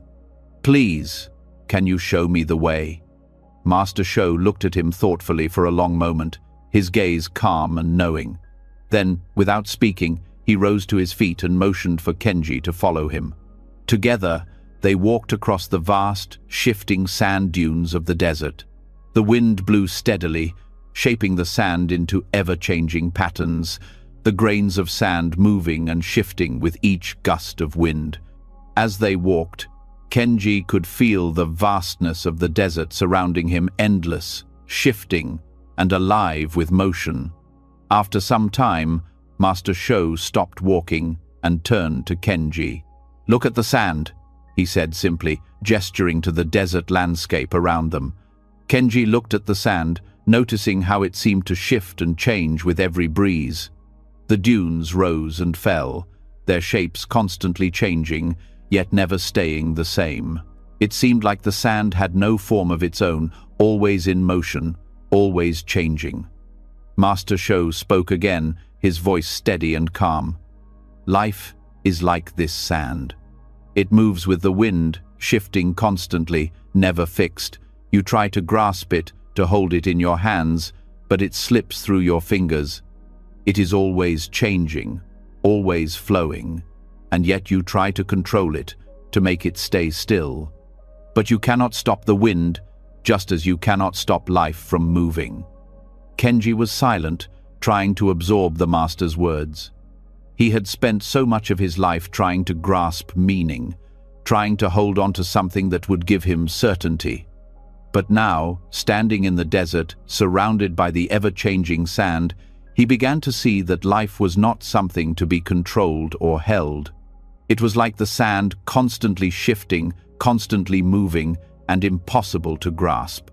"But Master," Kenji said after a pause, "how can I live with this?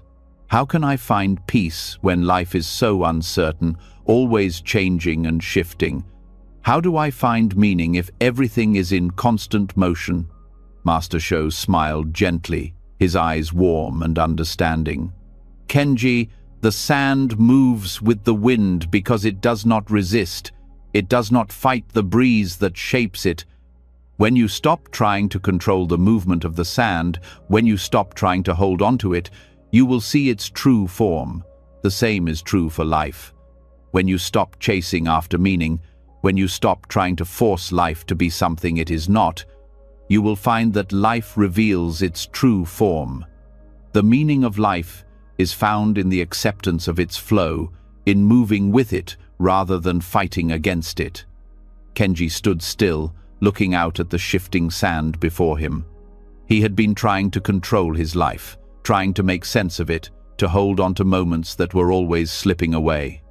He had believed that meaning would come from understanding everything, from figuring it all out.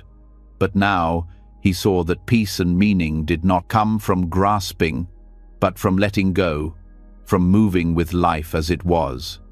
Master Sho continued, "When you stop chasing, when you let go of your need to control everything, life will flow naturally. It is only in your resistance, in your desire to make things fixed, that you create suffering. Life is fluid, like the wind, and it moves according to its own rhythm. When you stop swimming against the current, you will find that life carries you to where you need to go." Kenji felt a deep shift within him as he listened to Master Sho's words.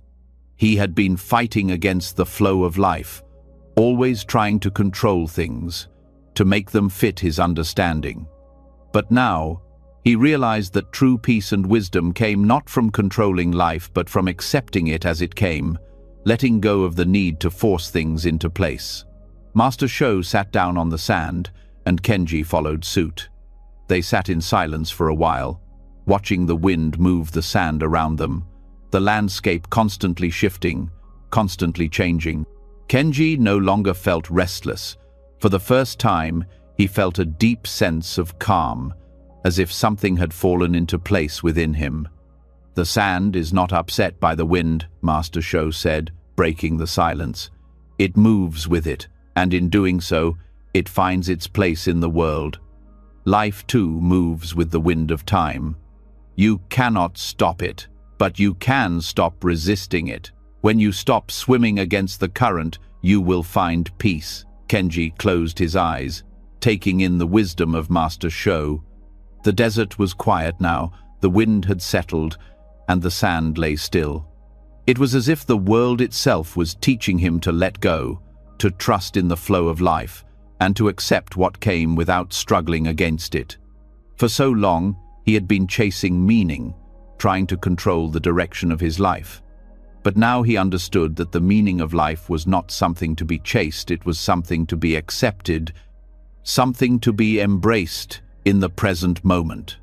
Master Sho stood up slowly and began walking back toward the temple.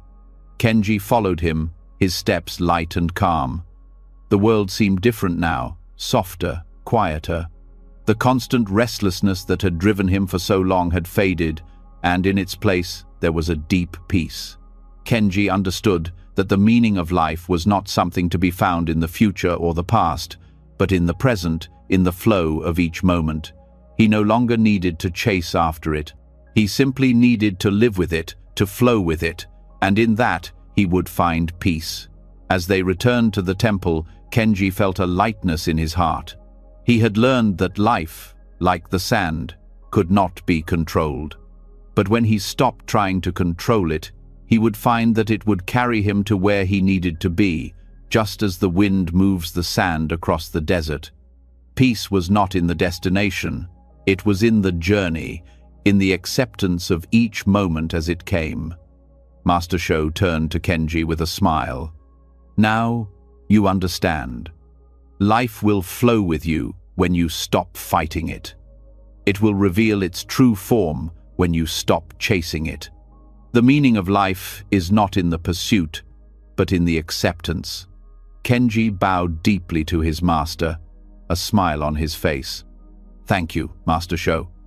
I see now that peace is found not in trying to control life, but in flowing with it." Master Sho nodded.